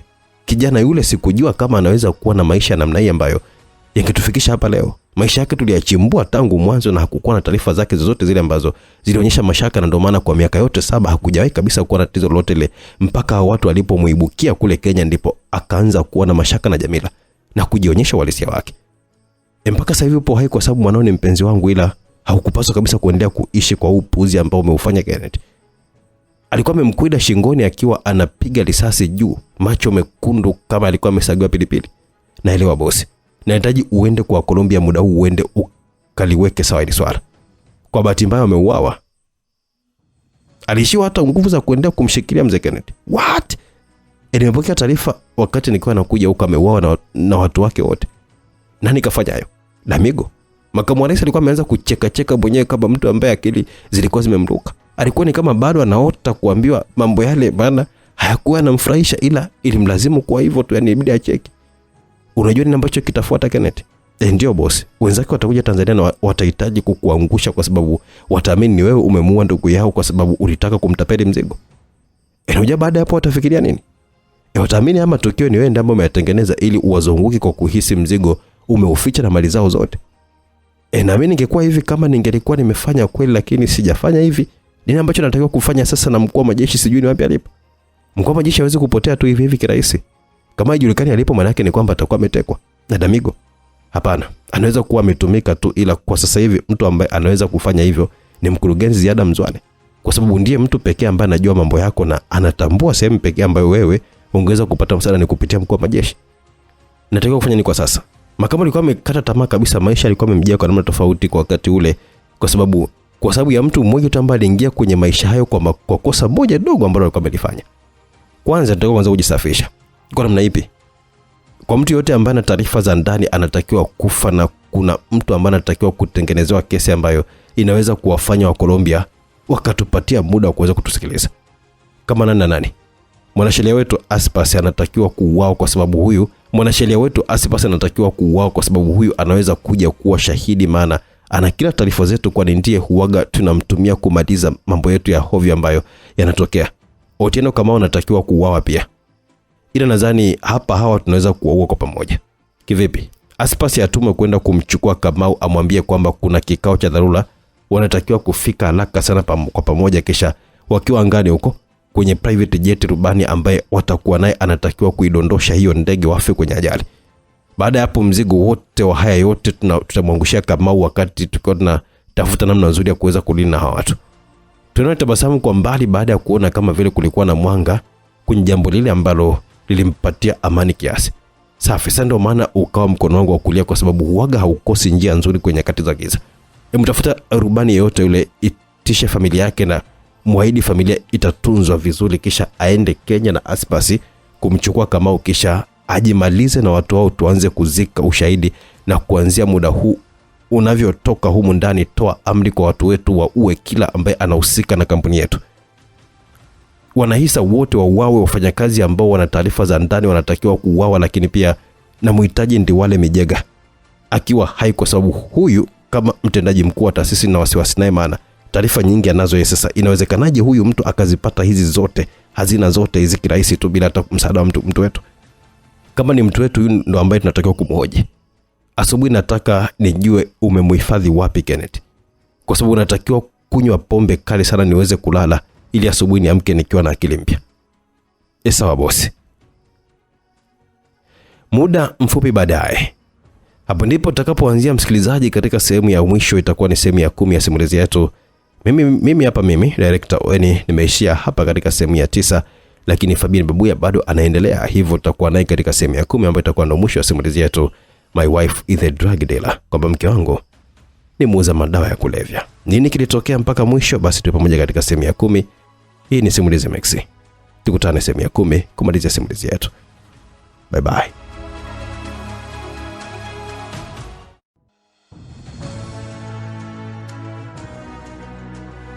Karibu msikilizaji katika sehemu ya 10 na ya mwisho ya simulizi yetu tamu inayokwenda kwa jina la My Wife is a Drug Dealer. Ni kwamba mke wangu ni muuzaji wa madawa ya kulevya. Katika sehemu ya 9 tulikuwa tumeishia pale ambapo makamu wa rais alikuwa amehitaji kupata ushauri kutoka kwa mzee Kenneth, na kama mpa ushauri kwamba anatakiwa Aspasi mwanasheria wa kampuni yao apate kuuawa, kwa sababu anaweza kuwa na ushahidi mwingi sana kwa uso wao. Mpango wa kuuliwa ukawa hivi: Aspasi atume kwenda kumchukua Kamau, amwambia kwamba kuna kikao cha dharura, wanatakiwa kufika haraka sana kwa pamoja, kisha wakiwa angani huko kwenye private jet, rubani ambaye watakuwa naye anatakiwa kuidondosha hiyo ndege wafe kwenye ajali. Baada hapo mzigo wote wa haya yote tutamwangushia Kamau, wakati tunatafuta na nzuri ya kuweza kudili na hawa watu. Tunakatabasamu kwa mbali baada ya kuona kama vile kulikuwa na mwanga kwenye jambo lile ambalo lilimpatia imani kiasi. Safi, sasa ndo maana unakuwa mkono wangu wa kulia, kwa sababu hao waga ukosi njia nzuri kwenye nyakati za giza. Tafuta rubani yoyote, itisha familia yake na umwaidi familia itatunzwa vizuri, kisha aende Kenya na Aspasi kumchukua Kamau, kisha ajimalize na watu hao, tuanze kuzika ushahidi.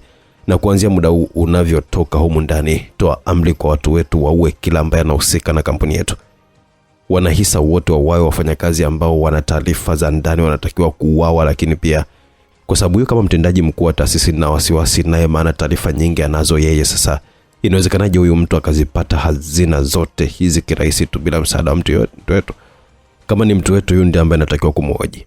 Asubuhi nataka nijue umemhifadhi wapi Kenneth. Kwa sasa hivi natakiwa kunywa pombe kali ili niweze kulala, ili asubuhi niamke nikiwa na akili mpya. Sawa bosi. Tukatumishia hapo msikilizaji katika sehemu ya 9. Tuna pamoja katika sehemu ya 10, tulikuwa ndio mwisho kabisa wa simulizi yetu, na mwisho wa simulizi ni mwanzo wa simulizi moja tamu kweli kweli kutoka kwa Bibi Salma Rashid Ramadhani na kwenda kwa jina la Moyo wa Mwanangu. Lakini upande wa ujasusi itakuwa na simulizi na kwenda kwa jina la Inside Job, yani ndani ya kazi, iliyoandikwa na Patrick CK Mateo Mulumba kwenda studying katika simulizi hiyo pia, lakini msimuliaji nitakuwa ni director wenu kutoka hapa Simulizi Max. Tuko pamoja katika sehemu hii hapa ya 10 tumalize simulizi yetu My Wife is a Drug Dealer. Muda mfupi baadaye, Mzee Kenneth baada ya kukamilisha yale ambayo alikuwa ameambiwa, alirudi nyumbani kwake. Hata maisha yake alikuwa yamemchosha. Alitamani kuwa sehemu aweze kutulia na kufurahia harakati za ujana wake, lakini kazi ambayo alikuwa naifanya alifunga nayo mkataba wa maisha, hivyo ilikuwa ni jambo gumu sana kuweza kujitoa kwenye ule mnyororo. Maisha yake hayakuwa na mambo mengi kwa sababu jamii yake ilimjua kuwa ni mtu wa kawaida tu. Alikuwa anaishi kwa siri kama malaika, ila upande wake mwingine, kama watu wangefanikiwa kumjua, wasingetamani hata kuongea naye kwenye maisha yake. Usiri wa maisha yake mengine ulimfanya kuishi kawaida tu bila hata kuwa na ulinzi wa kutosha. Alikuwa na walinzi jumla wa 4 tu, ambao kwa watu ambao walikuwa wanabahatika kufika nyumbani kwake walikuwa wanahisi walikuwa ni wafanyakazi wake wa ndani.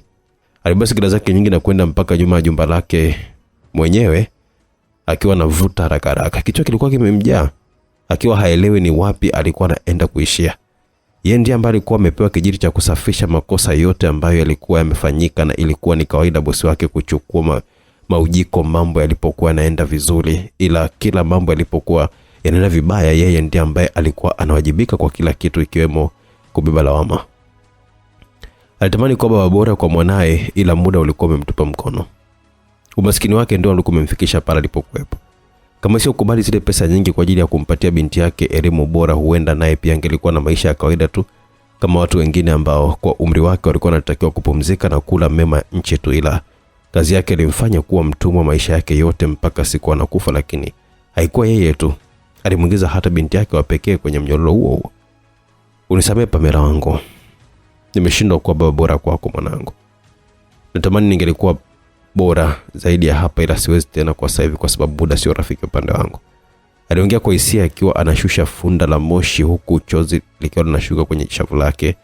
Siku zote kama baba alitamani kuwa mfano bora kwa furaha ya mwanae, ila kwake ilikuwa tofauti, kwani yeye ndiye ambaye alikuwa ni sababu kubwa ya kufeli kwa furaha ya mwanae, hivyo alikuwa anajisikia vibaya.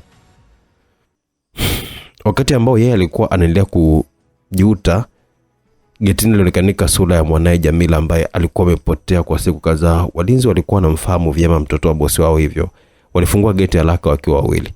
Kufungua kwao geti ilikuwa ni safari ya kifo chao baada ya Jamila kuwapiga risasi. Mlinzi mmoja alikuwa anatoka ndani, akashangaa kuona wenzake wapo chini. Alitaka kushambulia, akagundua kwamba aliyekuwa ameingia alikuwa ni mtoto wa bosi wake. Akabaki anababaika tu akihisi labda wenzake walikuwa wasaliti. Alimbisha Jamila aweze kuingia ndani, huku akiwa anaendelea kuwashangaa wenzake. Ile ilikuwa ni kosa kwake. Kisu kilimtoboa shingo yake kikatokezea mpaka kwenye koromeo. Akabaki akiwa anahangaika tu kushikilia sehemu ile, akijibanza ukutani, huku Jamila akiendelea na safari yake. Aliingia ndani na kumkuta mlinzi mmoja wa mwisho ambaye alimchangamkia na kumpa taarifa kwamba bosi alikuwa yuko nje, ila alishangaa kumwona Jamila ana bastola mkononi na kisu ambacho kilikuwa kinavuja damu mbichi. Bosi hicho alipigwa risasi 2 kwenye paji la uso, kisha Jamila akafutia damu zile za kisu kwenye nguo ya yule mlinzi na kuiweka bastola yake nyuma ya suruali. Akaanza kuelekea ule upande ambapo alikuwa babake. Maisha yalikuwa safi, upepo ulikuwa unapuliza. Baba aliita na kumshtua Mzee Kenneth ambaye alisimama. Alimkimbilia na kumkumbatia mwanae huko akiwa analia. Nisamehe mwanangu, nisamehe baba, kwa nimekuangusha kwenye maisha yako. Asio makosa yako baba. Nilitakiwa kuzuia haya yote asiweze kukutokea. Nilipaswa kuwa makini zaidi ya vile nilivyokuwa nimefanya. Mwisho wa siku ni binadamu tu kama sisi, hauna uwezo wa kuweza kuyakontrol mazingira yote mzee wangu. Kuna mipaka ya nguvu ambazo amepewa binadamu, hawezi kuvuka hapo. Ingekuwa na damu tuna uwezo huo, basi amini kwamba watu wote wangepigania vitu 4 tu duniani.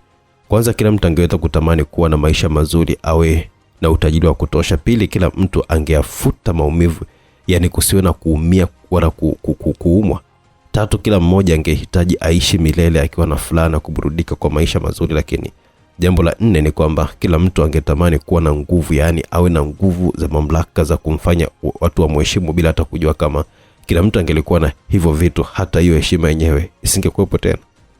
Mimi nimekosa vingine, ila utajiri na nguvu vipo baba, hivyo tunapaswa kushukuru tu kwa hili. Wakati mwingine badala ya kutanguliza lawama upande fulani, tunatakiwa kuweza kushukuru kwanza kwa yale ambayo yamefanikiwa kuwa mema kwa upande wetu kwa ajili ya maisha mengine ambayo yanakuja mzee wangu. Yalikuwa maneno mazito mtoto wake alikuwa anaongea, hakuwa amemzoea vile, hivyo alibaki kumshangaa tu usoni mpaka aliposhtuka. Ulikuwa wapi kwa wakati wote huo? Nilikuwa nawaza ni mambo gani naenda kuyafanya baada ya hapa, ila nimepata jibu. Unajua yaliyotokea? Ndio najua. Au uonekane kuwa na wasiwasi?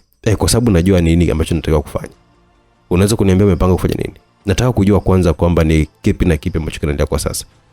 Masaa yaliyopita nimwagiza Aspas Kenya kwenda kumchukua Kamau ambaye mpaka sasa hivi huenda ameshakufa. Wamekufa? Ndio. Na namba naenda kuwaua. Ndege yao itapata ajali na taarifa zitatoka muda so mrefu, utaziona tu. Umeanza kujisafisha mapema. Unamaanisha nini? Alianza kuhisi utofauti kwenye ile sauti ya Jamila. Alikuwa ni mwanae, ila kuna mambo yalikuwa yameanza kumpatia hofu kama yule alikuwa ni Jamila wake ambaye anamtambua. Mzee, tulikofikia kwa sasa hivi nadhani watu wataanza kuuana ili kila mtu aweze kuishi. Ni sahihi, ila sijakuelewa. Mzee wangu, nashukuru kwa kunizaa na kwa maisha ambayo unipatia, lakini kwa sasa hivi wewe ni mtu pekee ambaye unaweza kuwa anguko langu.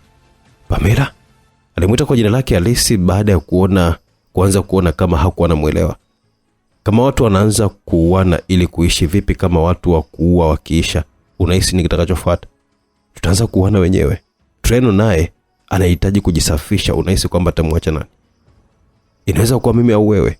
Kati yetu sisi wote tutapewa machaguo kwamba mimi natakiwa kukuua wewe au wewe unatakiwa kuniua mimi, na baada ya hapo atakayebaki bado atamuua tu. Kwa nini tufike huko mzee wangu? Umefanya nini Pamela? Nimeoa walinzi wako wote, hivyo hapa tupo wawili tu mimi na wewe. Ile kauli ndio bado imeanza kumpatia tahadhari mzee Kenneth kwamba hapakuwa salama pale, ila bado hakuwa naamini kama mwanae kumzaa anaweza kumfanyia vile. Aligeuka nyuma kuangalia na kuita walinzi wake, ila kulikuwa kimya. Hakukuwa na hata hatua za kuashiria uwepo wa mtu mara pale. Wewe ni nani?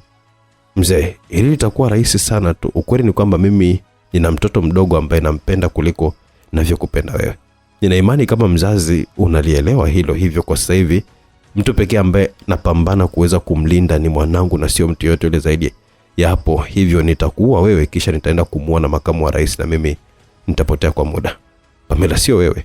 Mwanangu hawezi kunifanyia haya. Ni sahihi, mimi sio mwanao Pamela mzee wangu, ila naenda kumlinda mjukuu wako Lili. Wewe ni nani kama sio Pamela?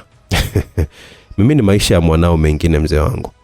Ile kauli ilimchanganya, hakuelewa inamaanisha nini. Una hakika upo timamu? Jamila alitoa bastola. Niambie kuhusu Ndiwale.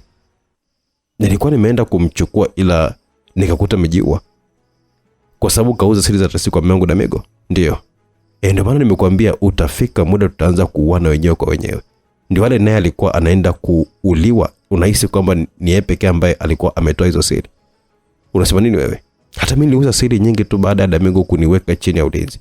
Nilitakiwa kufa kwa kulinda hizo siri, ila sikuona umuhimu wa kuweza kufa kwa ajili ya mtu mwingine. Linapokuja swala la maisha yangu, naweza kumsaliti mtu yoyote yule, hata kama ni wewe baba. Kwa hiyo ni kweli kwamba umekuja hapa kuniua mimi? Ndio. Mmenilaisisha kazi yangu mimi kwa kumuua Kamau, hivyo sitakuwa na haja ya kwenda Kenya. Watu ambao mmebaki ni wawili tu, wewe na baba halisi wa Lili ambaye ni Treno Jiba, na wewe unakufa muda huu, hivyo anabaki yeye tu. Wewe mtoto ni mshenzi sana. Mimi bora hizi mbegu zangu ile siku nimelala na mamako ningemwagia hata kwa sisimizi wangenenepa tu, sio kuja kuzaa mtoto shenzi kama wewe. Hakuna ambaye alikulazimisha uweze kumwagia ndani mzee Idris. Zilikuwa ni tamaa zako tu za kijinga na raha uliona wewe, sio mimi. Mimi sikupanga kuzaliwa, ila wewe ndiye ambaye ulikuwa umepanga kuzaa, hivyo hilo sio kosa langu bali ni la kwako wewe, na kama lawama unatakiwa kujipa wewe mwenyewe. Mimi sihusiki na jambo hilo. Alimuita kwa jina lake halisi mzee yule ambaye alipaki akiwa na meno kwa maumivu. Kusalitiwa na mtoto wake wa damu halikuwa jambo ambalo angeweza kulivumilia. Hata kama ungelikuwa umepanga kumua Treno, kwa sasa hivi huwezi kumpata tena. Mzee wangu, acha nikukumbushe jambo. Kwenye dunia hii ambayo inatisha, kuna kitu wanadamu uwaga hawakijui, hususan wanawake.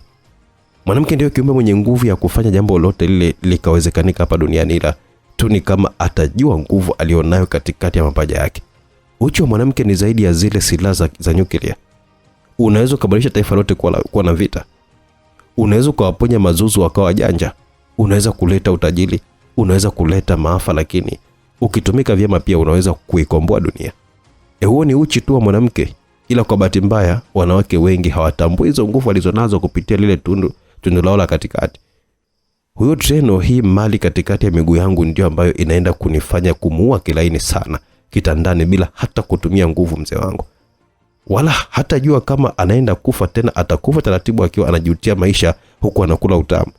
Ni wanaume kuhesabika kwenye historia waliwahi kupona pale uchi wa mwanamke unapotumika kama mtego kuwapata, na wanaume wa aina hii ni kama Damigo, japo naye pia kuna wakati alinasa ila akaja kushtuka baadaye. Hata kama ukifanikiwa hili, mshenzi mkubwa, wewe hautakuwa umefanikisha lengo zaidi ya kuwakabidhi watu hawa ushindi kirahisi zaidi. Ni kweli upo sahihi. Baada ya haya mimi nitakutana na Damigo ambaye nitahakikisha anakufa kwa namna yote ile. Kisha baada ya hapo nitapotea na mwanangu jumla, ila kuna siku nitakuja kurudi kuua wote ambao watabaki. Wewe hapo ndio muwe Damigo. Nasikitika kuona hata babangu mzazi anifahamu vyema. Umeelewa nilipokuambia mimi ni mwanao wa upande wa pili? What? Sisi tupo wawili na mimi sio Jamila wala Pamela wako. Sisi tupo wawili na mimi sio Jamila wala Pamela wako. Unaongelea nini wewe? Kwa bahati mbaya upasi kujua. Alivuta bastola na kumtandika mzee ule risasi za kutosha kichwani, akafa akiwa ameshikilia siga lake mkononi. Alimbeba na kwenda kumtupia kwenye bwawa la kuogelea na kutoweka huku akiwa ameacha kiulizo kikubwa baada ya kudai kwamba yeye hakuwa yule Pamela ama Jamila. Sasa alikuwa ni nani na kwa nini alikuwa anayafanya hayo yote? Jamila, mke wangu, nitakupata tu. Kwenye moja ya mahojiano ya Damigo na mkuu wa majeshi, kuna kitu ambacho alimwambia kuhusu mkewe. Ni jambo ambalo limshangaza kidogo, ila mheshimiwa huyo alimsisitiza na kumwambia mkewe hakuwa yule ambaye yeye alikuwa anamuona ama kumfikiria kwamba yupo. Alipaswa kuwa makini zaidi ya pale kuweza kumsoma mke wake vizuri ili ajue yale ambayo ilikuwa ni siri kubwa ya mwanamke huyo. Kwenye safari ya kuweza kumfahamu vizuri, mkuu wa majeshi alimtaka amtafute bwana mmoja ambaye alikuwa anaitwa Miroshi Danzo, akiwa mmoja kati ya wafanyabiashara vijana ambao walikuwa na jina mjini. Jina lake alilipata kutokana na kuihusudu starehe. Pesa ambayo alikuwa anaipata kijana huyo ilikuwa lazima starehe iwe sehemu yake ya kula burudani, hivyo mitaa ilimtambua vizuri. Lakini pia kijana huyo alikuwa anajihusisha na shughuli za kihalifu, ikiwemo kuua watu kwa ajili ya malipo. Sasa huyo kijana kwa mara kadhaa alikuwa akitumiwa na Jamila kwenye baadhi ya mambo yake, na alikuwa akimwamini, kwani alikuwa anahisiwa pia kwamba alikuwa anatoka na kijana huyo kimapenzi, na hiyo ikawa ni sababu nyingine ya kijana huyo kuingia kwenye lada za Damigo. Saa 8 usiku ni Ache Night Club. Ni sehemu ambayo watu walikuwa wanaenda kuruka kwanja. Starehe ilikuwa ni jambo lilipo maarufu zaidi sehemu hiyo. Hapo ndipo alipokuepo Miroshi Danzo akiwa anakula starehe, lakini akiwa ndani ya eneo hilo kuna mtu ambaye alikuwa anamuinda kwa sababu usiku huo alitakiwa kumuua. Alikuwa anamvizia bwana yule mpaka alipokuwa amemuona anatoka nje kuongea na simu kwa akiwa na sigara kwenye mkono wake. Miroshi akaanza kumfuatilia kwa nyuma. Mwanaume alikuwa ameenda mbali kidogo, mahali ambako hakukuwa na kelele hata kidogo, kuongea na ile simu mpaka anamaliza. Ndipo alihisi kama kuna mtu alikuwa anamwangalia kwa muda mrefu. Alimuona bwana yule akiwa anaelekea upande ule ambao alikuwepo yeye, mikononi mwake akiwa na kisu. Ndipo akatambua hakuwa salama. Alianza kukimbia na kuingia vicholoni akiwa anakunja kona kadhaa mpaka pale alipohisi kama kuna mvua inashuka. Ndipo ilipompatia nguvu zaidi. Kukimbia kwake hakukumfanya kuwa salama, kwa alifika sehemu akajikwaa na kutengua mguu wake. Alitembea taratibu huku mguu ukiwa na muuma mpaka alipohisi maumivu makali kwenye mguu wake, akashuka chini. Wewe mjinga, ulihisi kwamba utanikimbia kweli? Mimi sikufahamu kwa nini unafuatilia. Ni kweli si atufahamiani, la unamfahamu Ana Migambo? Ndio. Kwani wewe ni nani kwake? Unajua kama yule ni mke wa mtu? Ndio, lakini yeye ndiye ambaye huaga na lazimisha kuwa naye. Mimi hayo hayanihusu. Inasemekana kama mume wake kaongea na wewe mara nyingi sana uachane naye, ila haujawahi kabisa kuwa tayari kufanya hivyo. Kwa hiyo kanilipa milioni 50 niweze kukuua. Unahisi mimi naweza kukubali kuikosa hii pesa, jambo ambalo naweza kulifanya na dakika 10 tu pekee? Si pesa ya bure. Akawa ni mwanaume mwenzangu na unaelewa haya mambo ndugu yangu. Ni ngumu na mkao kupona kwa kila mwanaume, unaweza usijue, ila kuna watu ambao watamvua nguo tu. Ndio maana kaamua kuonyesha msingi kiuno kwa mke wa mtu. Sina maana hiyo.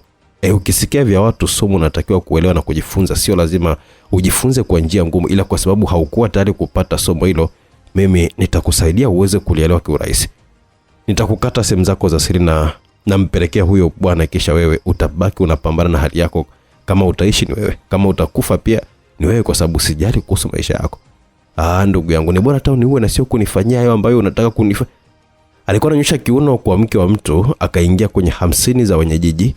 Akiwa anaendelea kujielezea, Miloshi akamlukia na kujihitaji kukata sehemu zake za siri, mpaka aliposikia milio ya risasi kadhaa juu, alilukia pembeni kuangalia nani ambaye alikuwa anashambulia. Ondoka haraka sana. Ilikuwa ni sauti nzito ya Damigo akimtaka yule bwana ambaye alikuwa chini aondoke eneo lile. Hakukumbuka kama alikuwa ameumia mguu. Damigo kwake alikuwa ni zaidi ya malaika kutokea nyakati kama zile ambazo alikuwa anaenda kupoteza wanaume wake, ila tangu siku ile asingekuja kuwasogelea wake za watu tena, kwani alikula somo la maisha. Alikimbia kama hata kuja kukimbia tena, hata hakuelewa alikuwa ametokomea wapi. Miloshi alikuwa anameza mate, maana yeye kwa muda ule alikuwa na kisu tu kwa kuidharau kazi ambayo alikuwa anaenda kuifanya, ila mwenzake alikuwa na bastola kwenye mkono wake huku akiwa anasogea kule ambako alikuwepo. Mimi na wewe sisi kama tatizo. Mimi tuna tatizo kubwa sana kuliko unavyoweza kufikiria bwana mdogo.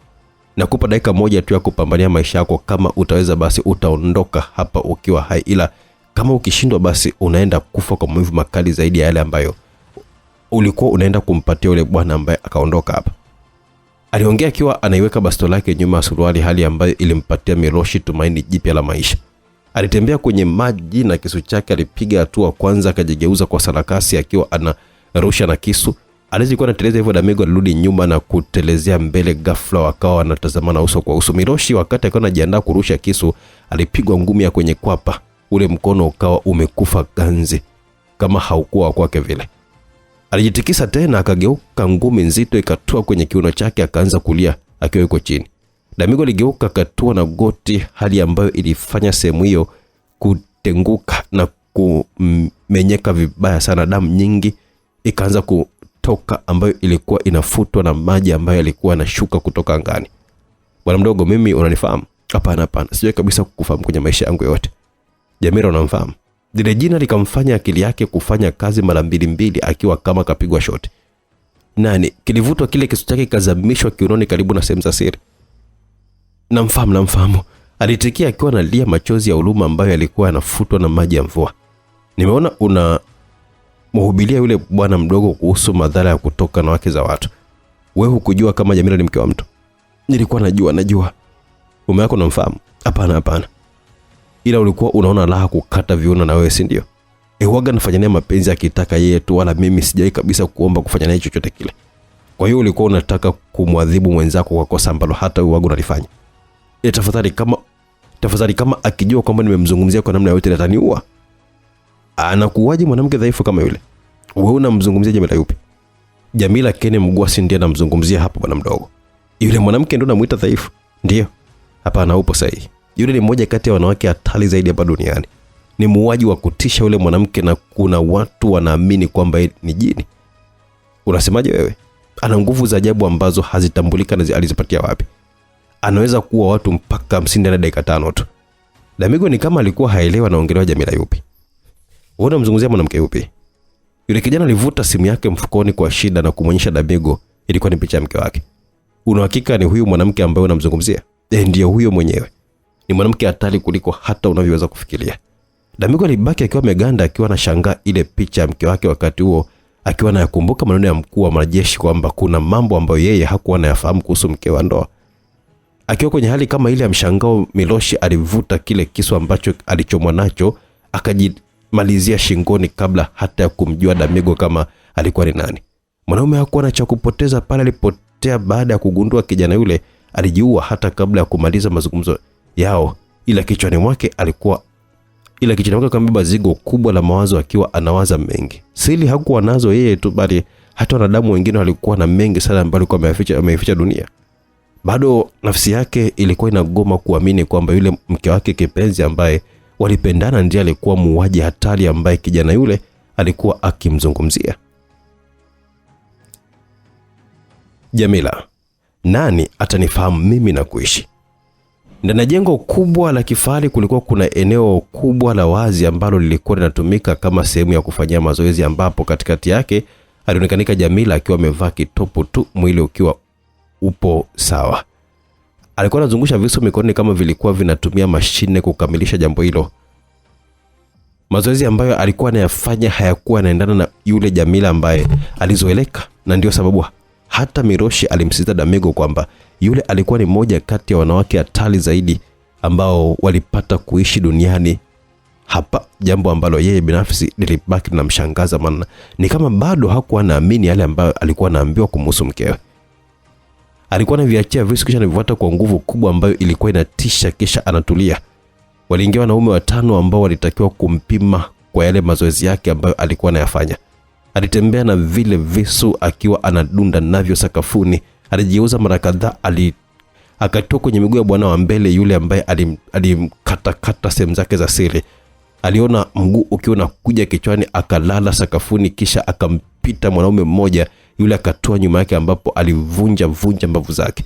Alipiga makelele, vile visu vikawa kama vile vinapiga shoti, hali ambayo iliwatisha wale wanaume, wakataka kukimbia, ila ile kasi ambayo alikuwa ameitumia kupita na shingo zao hakuna ambaye alikuwa ametarajia. Mwilini mwake hakuwa na nguvu za kawaida, kuna nguvu za ziada ambazo alionekanika kuwa nazo. Kisha kainama kutoa heshima baada ya kuona kivuli kinaingia mle ndani. Aliyeingia alikuwa ni mwanamke, na jambo la kushangaza, naye alikuwa anaonekanika kama yeye mwenyewe. Walifanana kwa kila kitu wawili wale. Kwenye maisha ya mzee Kenneth hakuwahi kabisa kuwa na watoto wawili. Alikuwa na mtoto mmoja tu pekee ambaye ndiye Pamela ama Jamila kama dunia ilivyokuwa mtambua. Upo tayari? Ndio bosi. Nimeongea na Treno ndani ya dakika 40 atakuwepo kwenye ile hoteli ya siri. Maana yake ni kwamba wewe unatakiwa kufika kabla yeye kuwepo. Ni sehemu ambayo haina mlinzi hata mmoja, hivyo yeye ndiye atakuja na walinzi wake wachache, maana haitakiwi kujulikana. Sasa anatakiwa kukukuta kule ukiwa umejiandaa.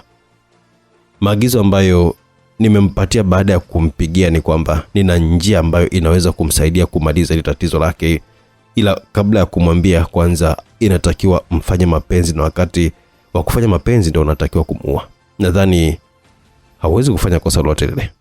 Na walinzi, hakikisha unaua wote, kisha wakati wa kutoka toa taarifa kituo cha polisi. Sawa bosi. Alinama tena na kutoa heshima. Mmoja kaonekanika kuwa ni bosi na mwingine kaonekanika kuwa mfanyakazi wa mwenzake. Dakika 50 baadaye, The Garden Hotel. Ilikuwa ni moja ya hoteli ya nyota 5 ambayo ilikuwa imejengwa mwezi mmoja nyuma na ilikuwa tayari kwa kila kitu, ila haikuwa inatumika. Haikuwa imezinduliwa bado, hivyo hapakuwa na mtu.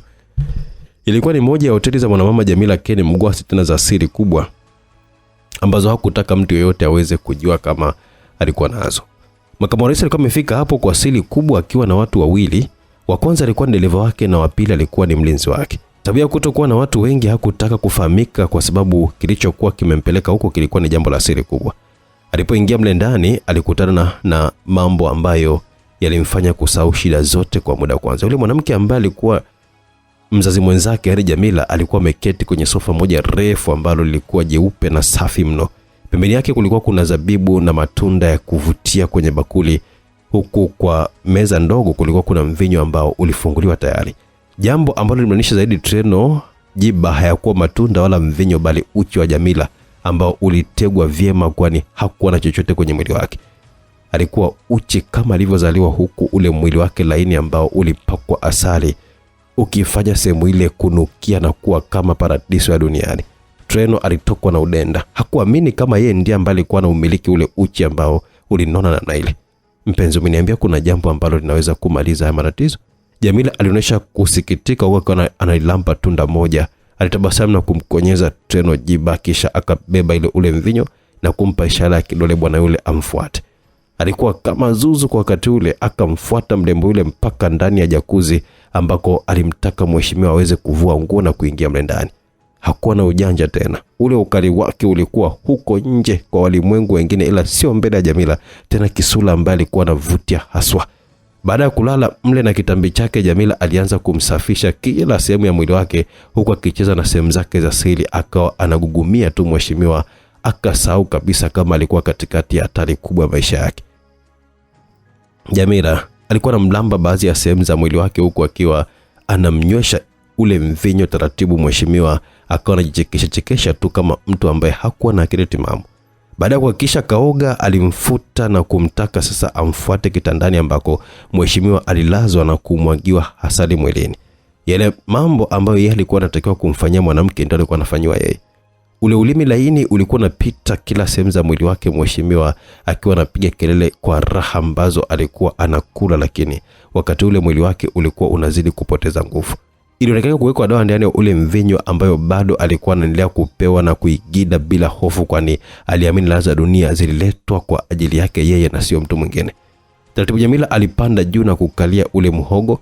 Alikuwa anazungusha kiuno chake taratibu, huko mikono yake ikiwa inagusa kila sehemu ya mheshimiwa ambaye mpaka alifumba macho baada ya kuzidiwa na utamu. Ile safari ya kudumu kwa muda mrefu alifika mwisho, ndipo Jamila kama amemgeuza ili aweze kumfanyia masaji. Mheshimiwa alizidi kulainika, nguvu zikazi na mwishia, huku Jamila akiwa anampapasa kila sehemu. Alifika sehemu ambayo alikuwa anahitaji yeye, hasa baada ya kuishika mishipa kwenye uti wa mgongo. Alidaka na kuivuta kwa nguvu. Mheshimiwa wakati alikuwa anashtuka, uti wa mgongo ulikuwa umevunjwa. Jamila alidaka taulo dogo ambalo lilikuwa pembeni, akalizungusha kwenye shingo ya Treno Jiba ambaye alianza kuhangaika kujitoa kwenye tatizo lile, ila hakuweza, kwani mwili wake haukuwa na nguvu mpaka alipokuwa amehakikisha kamuua. Alinuka akiwa na tabasamu na kutembea kwa malingo, huku sehemu zake za nyuma akiwa anazitengesha. Dunia ilikuwa upande ambao alikuwa anautaka yeye. Nani ambaye angetamba tena mbele yake? Alisogea kwenye simu na ya ukutani na kupiga kituo cha polisi, akaripoti kwamba kulikuwa na tatizo kubwa ndani ya hoteli ambako makamu wa rais alikuwa amepata na tatizo kubwa. Muda huo walitakiwa kufika. Alitoka mpaka floor ya chini ambako mlinzi mmoja alikuwepo. Hakumuuliza zaidi ya kumpiga risasi ya kichwa. Dereva alikuwa anavuta sigara pembeni, alitaka kukimbia baada ya kuona mlinzi kauawa, ila hakupewa huo muda tena zaidi ya kupigwa risasi, wote wakawa wamekufa. Nguvu ya uchi ambao alizungumzia Jamila kwa baba yake ilikuwa inaonekanika kuwa ni uchi ulikuwa na uwezo wa kuiteka dunia kama wenye nao wangeweza kuutumia vile inavyotakiwa, japo sio kila mwanamke alikuwa anaweza kuutumia kwa namna kama hiyo. Nitailinda nchi yangu. Rais wa Tanzania Mheshimiwa Tadiku Manzeki alikuwa na daktari wake wakati alipopigiwa simu na mkurugenzi ambaye alimtaka kujiandaa haraka kwa sababu muda huo yeye alikuwa njiani kwenda kumchukua ili aweze kurudi Ikulu. Na sijaribu kuuliza shida ilikuwa ni nini, mbona ilikuwa ni ghafla, ndipo akaambiwa kwamba ataka kufungua taarifa ya habari kwa wakati ule. Kulikuwa na habari ya kupoteza maisha kwa mfanyabiashara mkubwa wa Kenya Bwana Otieno Kamau ambaye alidaiwa kupata ajali mbaya akiwa na private jet ambayo ililipokea porini. Hiyo kwake haikuwa habari ya kumshtua.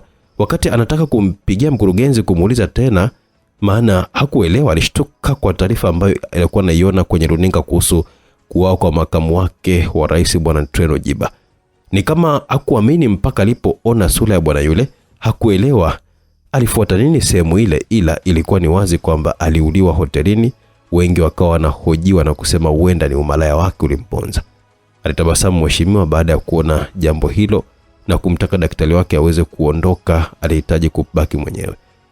Alitokea kwenye mlango wa pili wa seli na akashuka kwenye ngazi, kisha akatembea hatua kadhaa na kukunja kulia. Alifika ile sehemu ambayo alikuwa amehifadhiwa mkuu wa majeshi. Ule muda wetu umefika Mitoshi. Ile sauti ilimshtua mkuu wa majeshi ambaye alikuwa amekaa kwa kukata tamaa. Unamashani mheshimiwa, ni muda wewe kwenda kuyajibia yale ambayo umesababisha kwenye ile taifa. Umefanikiwa kuimaliza kazi. Treno amekuta ameuawa kwenye hoteli ambayo bila shaka alikuwa ameenda kukutana na mwanamke. Usiniambia habari ambazo hata wewe unajua sio za kweli mheshimiwa. Ningekuwa nimemuua mimi lisingekuwa jambo la kwanza kukuficha wewe, kwa sababu ningekwambia tu. Nini kinaenda kutokea sasa? Nadhani ni muda wa kila mmoja wetu kupokea malipo ya yale ambayo ameyafanya. Sikuwahi kutegemea hata siku moja mimi ningekuja kuishia sehemu kama hii. Hata mimi nilikuwa na imani kubwa na wewe, na ndio maana nikakupa hiyo nafasi kubwa ambayo unayo. Ile tatizo la sisi wanadamu muda mwingine ni vigumu sana kuweza kulizika. Kwa hiyo sina namna zaidi ya kwenda kukutanisha na mkono mgumu wa sheria, na unatakiwa kutambua kwamba kama makamu wangu amekufa, maana yake wewe ndiye ambaye unaenda kubeba msalaba wake wote na madhambi yake yote. Unaamini hilo ndilo litakuweka salama? Kwa msaada wako ni ndio. Unahisi nina kipi cha kukusaidia kwenye hali kama hii? Labda unipe nafasi ya pili. Naenda kutengeneza serikali mpya kwa msaada wako, sio kwa sababu eti nakuhitaji wewe urudi kwenye nafasi yako, bali nahitaji majina ya watu ambao walikuwa na usika kuihujumu serikali. una siri za watu wengi ambao mlikuwa mnashirikiana nao kuanzia jeshini, usalama wa taifa na kila kona ya idara ya jeshi la polisi. Hivyo hayo majina ndio ambayo utakuwa ni mwanzo wa msaada wako kabla ya kwenda sehemu ambayo wakati natoka kwenye madaraka utatakiwa umeshakufa. Majina haya utaamua kama unipe kwa hiari yako au tutumie njia ngumu zaidi kucheza muziki. Mkuu wa majeshi alimeza mate wakati ule kule chini ulinzi ulikuwa umeongezwa. Mkurugenzi Ziada Nzwane alipiga saluta vijana wake wapya kwa mheshimiwa kwa sababu alikuwa anarudi Ikulu muda ule. Rais aligeuka kumwangalia mwanamama yule na kumuita Mrs. Vice President Ziada Nzwane. Mkuu wa majeshi alishangaa kusikia lile jina. Rais alitabasamu na kumgeukia. Kwa sababu huyu ndiye mtu pekee ambaye ninamwamini kwenye serikali yangu, hivyo ndiye makamu wa rais wa Tanzania ambaye atanisaidia kulitengeneza taifa ambalo wapuzi kama wewe mmeliharibu. Walitoka mle ndani, msafara ukiwa upo tayari kuweza kumrudisha rais Ikulu, hasa baada ya wale vibaraka kusafishwa ndani ya jumba jeupe. Serikali ya Marekani ilitoa taarifa nzuri kwa taifa lao baada ya kumpata mfanyabiashara mkubwa wa dawa za kulevya bwana Pedro Chese ambaye alitafutwa kwa takriban miaka 10 bila kupatikana. Alikamatwa akiwa anatua na ndege binafsi ndani ya taifa la Tanzania, ambapo kwenye kukamatwa kwake waliuliwa walinzi wake wote 10 ambao hawakuwa tayari kuweza kutoa ushirikiano kwa serikali ya Marekani. Ikulu. Rais alikuwa anajiandaa kuweza kuhutubia taifa tangu jana yake ziliposambaa habari za kuuawa kwa makamu wa rais Trenojiba. Ilizuka mambo mengi na hata zile habari ambazo zilikuwa zimejificha zilianza kulipuka kwa nguvu na kusambaa kila kona. Kila mtu alianza kuongea lake, kila sehemu wale ambao ilikuwa imelazimika kumtoa rais na kuahidi kutoa hotuba na kuelezea kila ambalo ilikuwa inaendelea kwa taifa lake, kwani wananchi walikuwa wana haki ya kujua kwa sababu ndio ambao walikuwa wanalipa kodi zilizokuwa zinaendesha taifa mpaka wakati huo. Ndugu zangu wa Tanzania, nitangulia kwa kuomba radhi kwanza kwa yote ambayo yametokea mpaka sasa, kwani tumeenda kinyume na miiko ya taifa. Tunaongozwa na misingi ya haki, upendo, amani na mshikamano, lakini kwa nyakati hizi tumewaangusha kwa sababu hatujafanya haya kwa usahihi, na mimi kama rais nakiri kwamba nahusika kwa namna kubwa kuyafelisha haya kwa sababu nilipaswa kuwa makini zaidi ya vile nilivyokuwa. Haya yote ambayo mnayaona yanatokea hayajaanza tu siku moja. Ni mambo ambayo yameanza kwa muda mrefu kidogo, ila kwa sasa yalikuwa yanatamatika tu. Ukweli ni kwamba kupitia idara ya kudhibiti na kupambana na madawa kulevya nchini Tanzania, yani DEA, waligundua kwamba kulikuwa na janga kubwa la kusambaa kwa dawa za kulevya nchini Tanzania. Kiongozi wa taasisi ambaye kwa sasa hivi ni marehemu, ambaye alikufa kwa ajili ya kulipigania jambo hili, Tadiga Mgesa, alinifuata na kuniambia, mheshimiwa, ndani ya hili jambo kuna mambo mazito ambayo peke yangu sitaweza, hivyo naomba msaada wako kwa kuhakikisha mkurugenzi wa usalama wa taifa anakuwa sehemu za harakati hizi. Jambo lake lilikuwa zito na lilinigusa, ikanilazimu kukaa na mkurugenzi, nikamwagiza kumsaidia mwenzake.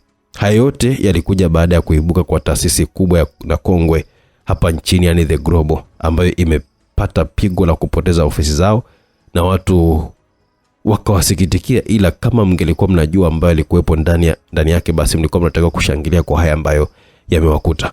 Hii ndio taasisi ambayo jina lake lilijitokeza, wakawa wanafanya uchunguzi, hivyo wakaja kwangu kwanza kuomba ruhusa kwa sababu mmoja wanahisa wakubwa pale alikuwa ni makamu wangu Trenojiba. Jambo lile hata mimi lilikuwa limenishtua mno, ikanilazimu kwenda kukaa na mwenzangu kumuuliza, ila alikataa na kudai kwamba hakuwa na lolote lijualo kuhusu mambo hayo. Basi nikaamua kuwapa nguvu zaidi ili wapeleleze kiundani zaidi kuhusu taasisi ile na yaliyomo ndani. Kwa bahati mbaya zaidi, halikuwa tu tatizo la kuuza na kusambaza madawa kulevya, bali pia ile kampuni ilikuwa inahusika na kutakatisha fedha za uza madawa kulevya kutoka Colombia, jambo ambalo lilianza kunipatia mashaka kuhusu makamu wa rais. Ndipo mwenzangu akaamua kuandaa mpango wa kuweza kuniua ili abaki madarakani, na mpango huo aliuandaa kwa sababu alikuwa anapewa nguvu na mkuu wa majeshi, yani Mitoshi Zeko. Wawili hao walikuwa wameandaa daktari ambaye alitakiwa kunipatia dawa inayokanike ni pressure na mshtuko wa moyo umeniua. Nimshukuru tena hadharani mkurugenzi wa TCI Ziada Nzwane, kwani kama sio yeye kushtuka na kuwa makini kwa kila sekunde, basi mpaka leo nisingelikuwa hapa na nchi ingeangukia kwa hawa maharamia ambao walikuwa wamedhamiria kuiteketeza nchi hapa kwa sababu ya tamaa zao za fedha na madaraka. Shukrani zangu pia zinaenda kwa mtu maalum ambaye amegoma kufahamika wala jina lake kuweza kutajwa. Huyu ndiye alitusaidia kuhakikisha tunampata mkuu wa majeshi. Huyu ndiye aliteketeza magala yao yote ambayo walikuwa wanahifadhi madawa kulevya, na ndiye aliyeteketeza hii kampuni ambayo ulikuwa naenda kuwa mwanzo wa anguko la taifa hili ambapo tuliapa kuilinda miaka kwa miaka. Kama kuna siku atakuja kukubali kutajwa, basi jina lake mtakuja kulifahamu, ila kwa sasa abaki kutambulika kama Mr. Exit. Kwa hiyo haya yote hayakutokea kwa bahati mbaya, bali ulikuwa ni mtandao wa kishenzi ambao ulikuwa umeunganika mpaka huko Kenya, na mpango wao ulikuwa ni kuweza kuiteka dunia madawa kulevya huko Afrika, bila kujali ni maisha wa vijana wangapi ambao tungeweza tunawategemea kuliendeleza taifa letu zuri ambalo limebarikiwa kwa kila kitu, yangeenda kuteketea. Kuanzia sasa kuna ukaguzi mkali unapita majiji kwa majiji kuwatafuta watu wengine kama akina Treno Jiba na kuhakikisha wanalipa kwa ule ushenzi wao ambao wameufanya, lakini mamlaka husika nahitaji uwajibikaji mkubwa, kwa sababu kwa sasa hivi sitakaa nikamwamini mtu tena, bali nitakuwa na shtukiza eneo lote lile kufanya ukaguzi mkali, na kwa kiongozi yote ambaye nimekuteua nikikuta kuna upuuzi wa watu naendelea kwenye taasisi na kunaifanyia kazi, hususan rushwa ama matumizi mabaya madaraka kuweza kutesa watu na kuwanyima mahitaji yao ya msingi, kikatiba adhabu yako itakuwa ni kunyongwa mpaka kufa. Mkuu wa majeshi atahukumiwa kwa mujibu wa sheria za jeshi zinavyosema, lakini kabla ya kumkabidhi huko jeshini linipe muda, kwa sababu na kazi naye kwanza ya kuhakikisha namaliza tatizo ambalo linasumbua nchi yangu. Baada hapo nitawapatia mtu wao wamfanye kile ambacho wanaona kwamba kinafaa kumpata yeye. Kesho nitatangaza rasmi serikali yangu mpya, na kila kitu kinaanza na moja. Hivyo kama umefanya kazi yako kwa ufanisi usijali, maana najua ni wangapi ambao nitabaki nao, ila kama ulikuwa umeingia hapo ili kuonyesha watu nguvu ya madaraka, basi kuanzia kesho nataka kutafutwa kitu kinicha kufanya kwenye maisha yako. Nitakapomaliza kuliweka sawa taifa letu, nitarudi tena kulihutubia taifa nikiwa na kiongozi mpya tayari, na kwa sasa sitangazi msiba wote wa taifa, kwa sababu hawa vibaka yaliyowakuta waliyastahili. Hivyo watazikwa bila heshima na watavuliwa vyeo vyao vyote na kila nishani ambazo wamewahi kuzipata. Mungu ibariki Tanzania. Ilikuwa ni hotuba fupi ile ambayo ilikuwa na maneno mazito ndani yake. Ilikuwa inatisha kusikia rais wa nchi akiongea mambo mazito namna ile, mpaka watu wakiwa wanahitaji kumpindua ili waweze kubeba kiti chake, ila ndio ulikuwa ni uhalisia mahali ambako watu walikuwa wamelifikisha taifa lao.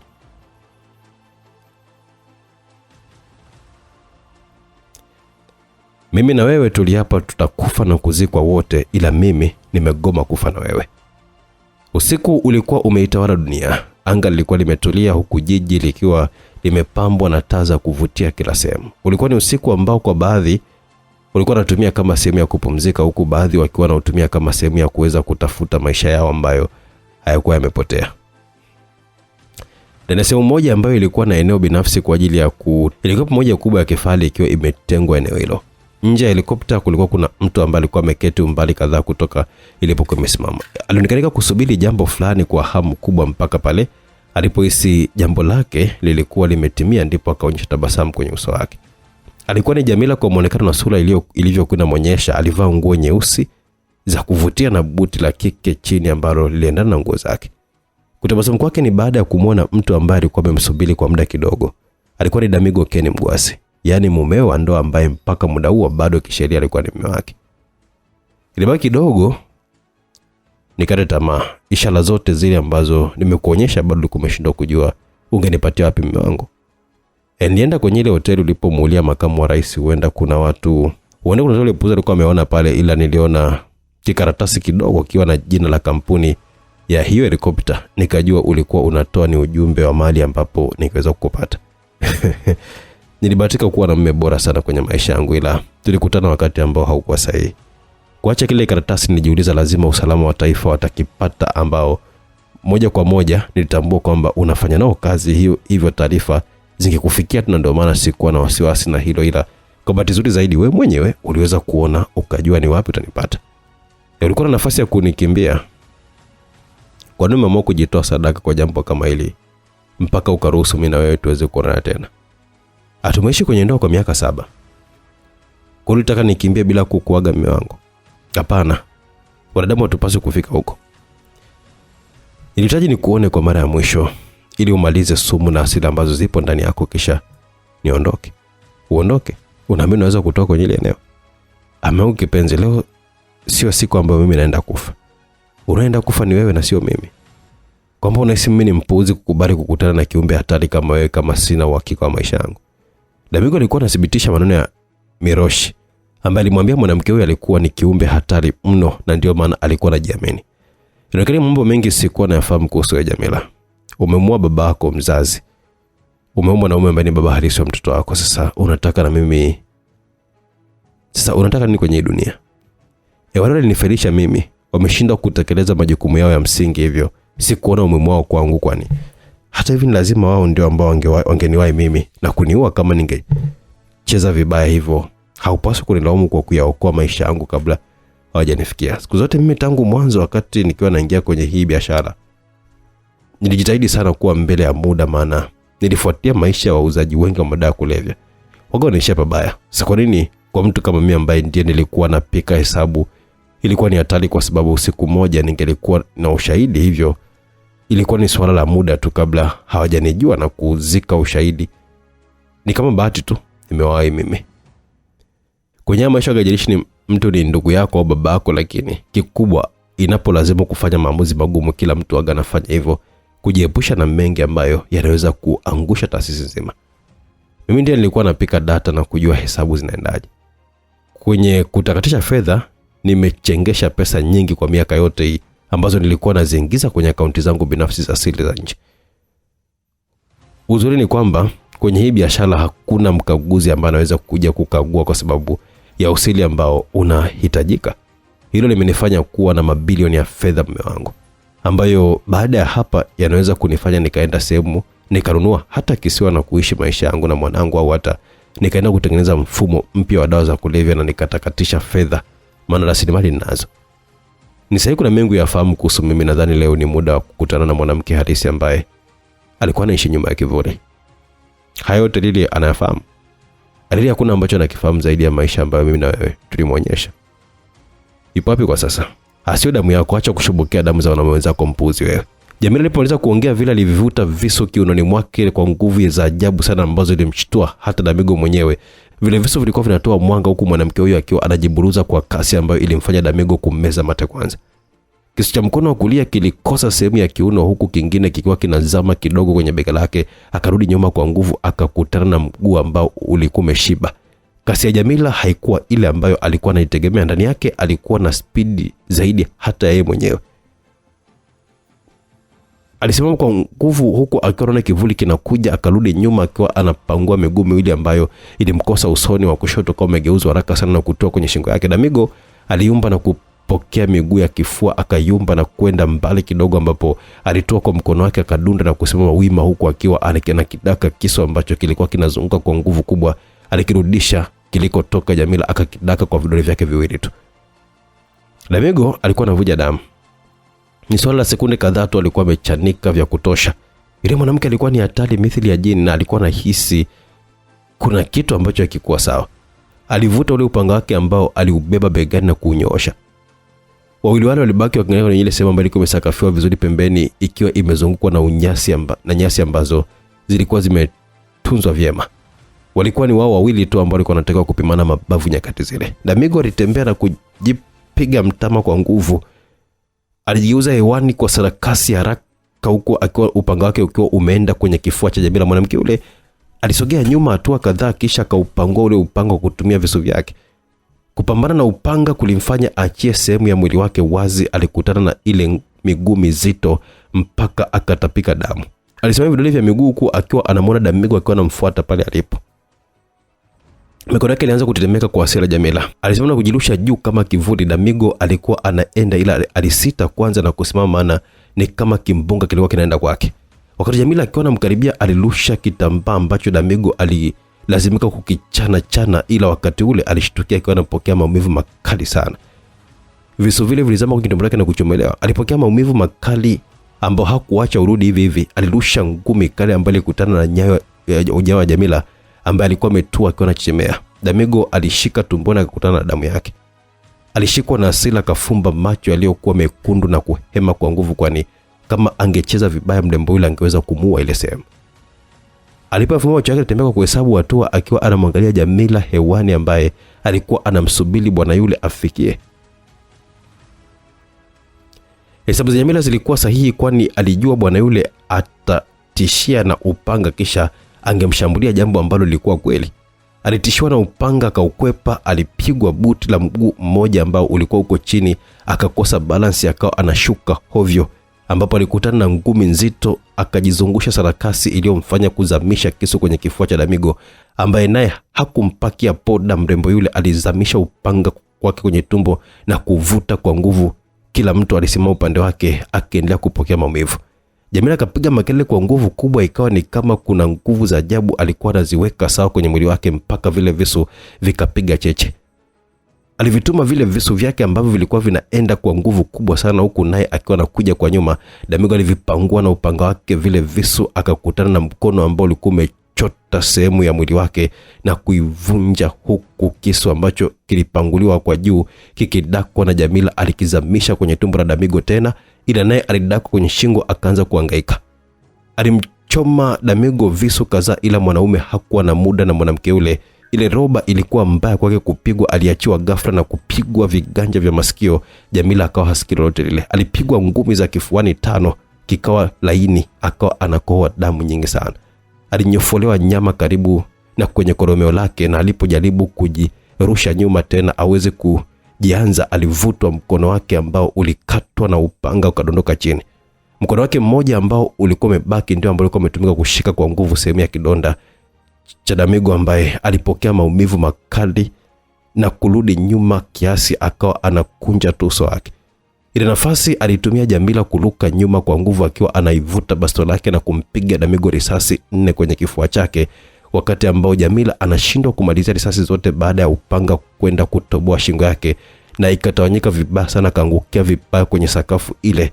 Kwa kutumia kisogo chake akabaki anarukaruka tu, upanga ukiwa uko shingoni kwake.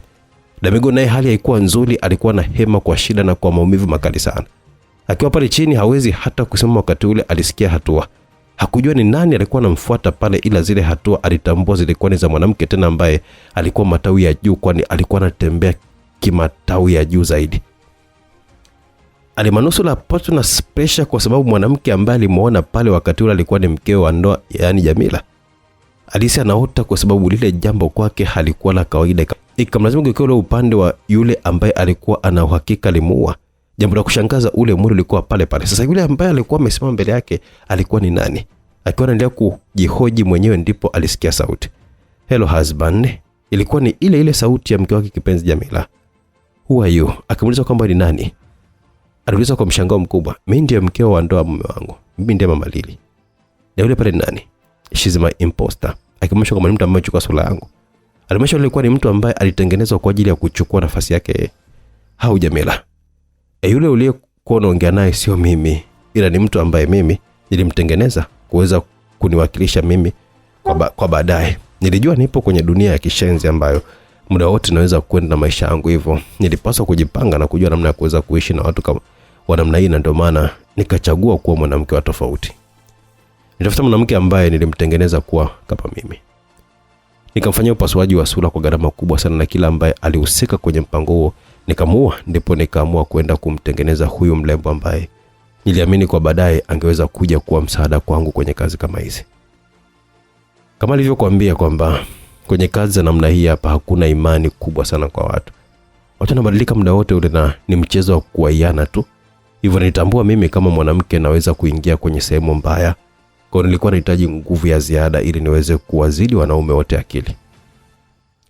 Hiyo ndio imekuja kwa sababu ya kuitengeneza kile kiumbe pale kwa asili kubwa sana ambayo niliishi nao mimi tu kwenye moyo wangu. Huyu ndiye kamuua babangu na ndiye kamuua Treno Jiba, ambaye ni baba wa mtoto wangu.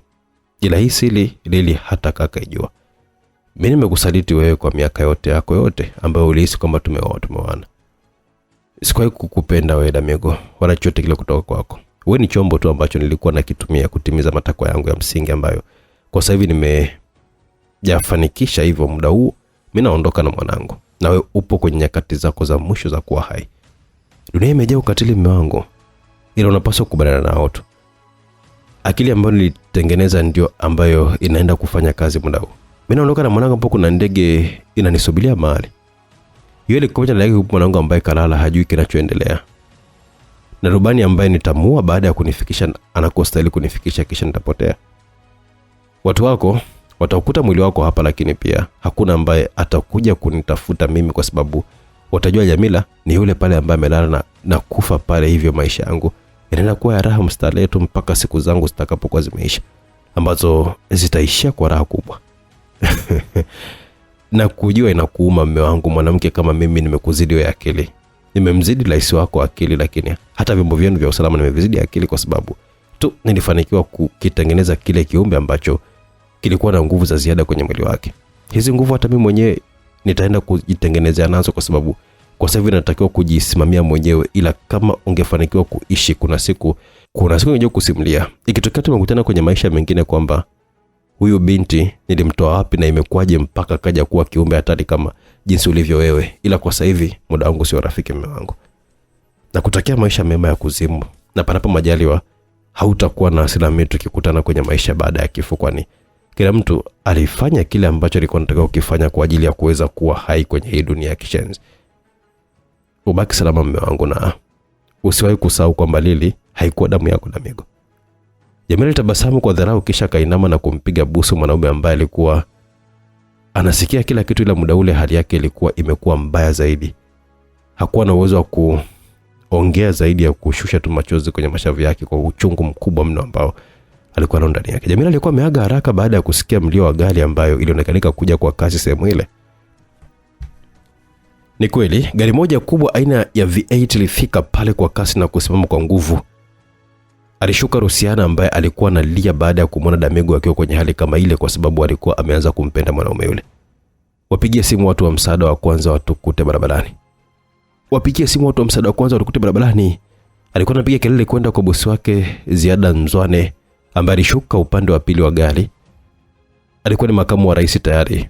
Ilikuwa bado kuapishwa tu, hivyo alilazimika kuweza kukamilisha kwanza kazi yake kama mkurugenzi mkuu wa taasisi ya TCI ambayo ilikuwa inawakilisha usalama wa taifa. Alipiga simu hiyo huku akiwa anasikitika kwa ni hali ambayo mwana nayo Damigo, wakati Luciana akiwa anarudi naye kwenye gari akiwa amembeba huku akiwa analia ili mkatisha tamaa. Lakini wakati anafika pale kuna helikopta ilikuwa inaondoka na waliona, ila hawakujua ndani yake ulikuwa kuna nani. Na kwa muda ule wasingeweza kujua zaidi ya yeye kusogea sehemu ulipokuepo upo mwili wa Jamila, akaupiga picha akiwa anapokea simu ya upande wa pili. Bila shaka Elena mmempata huko Nairobi. Ndio boss. Ilisikika sauti upande wa pili ikiwa inaitikia. Alikata simu na kurudi kwenye gari na aliondoka kwa kasi kubwa kutoka eneo lile. Naam. Msikilizaji, nikushukuru sana kwa kuwa ulikuwa nami kutoka mwanzo mpaka mwisho wa simulizi hii. Ni furaha yangu kuona kwamba unakuwa sehemu yangu ya fasihi, ila mpaka muda huu sina la ziada tena ndani ya andiko My Wife is a Drug Dealer. Mimi na wewe wote hatujui nini kilienda kumtokea Damigo, hatujui kama Jamila alimtengeneza vipi yule Jamila mwingine, lakini mbali na yote, vipi kuhusu maisha mapya ya Jamila huko ambako alikuwa anaenda? Elena naye atafanikiwa kupona na kuishi maisha ya kawaida. Tumemaliza, ila unaweza kuhisi kwamba kuna kitu kingine unahitaji kukifahamu. Asitaki kutoa ahadi feki, ila huenda siku moja tunaweza kukutana tena kupata sehemu ya pili, ni msimu wa pili wa hili andiko, ili kuweza kujua hatima ya hayo yote ilikuwa ni ipi. Kama kutakuwa na msimu wa pili, basi nitakupatia taarifa, ila kwa muda huu nitoe tena shukrani zangu za dhati kwako kwa kuwa nami mwanzo mpaka mwisho, na hapa natundika na lugha kwenye simulizi hii ambayo na imani umefurahia na kujifunza mengi kwenye maisha yako. Langu jina Director Owen, lakini kwenye andiko hili karamu ilishikiliwa na mtaalamu Fabian Babuya. Simulizi Mix wakiwa wamefanya kazi kubwa kuhakikisha kwamba simulizi unaipata kwa njia ya sauti kupitia YouTube channel Simulizi Mix na pale WhatsApp 0677 062 012. Ciao.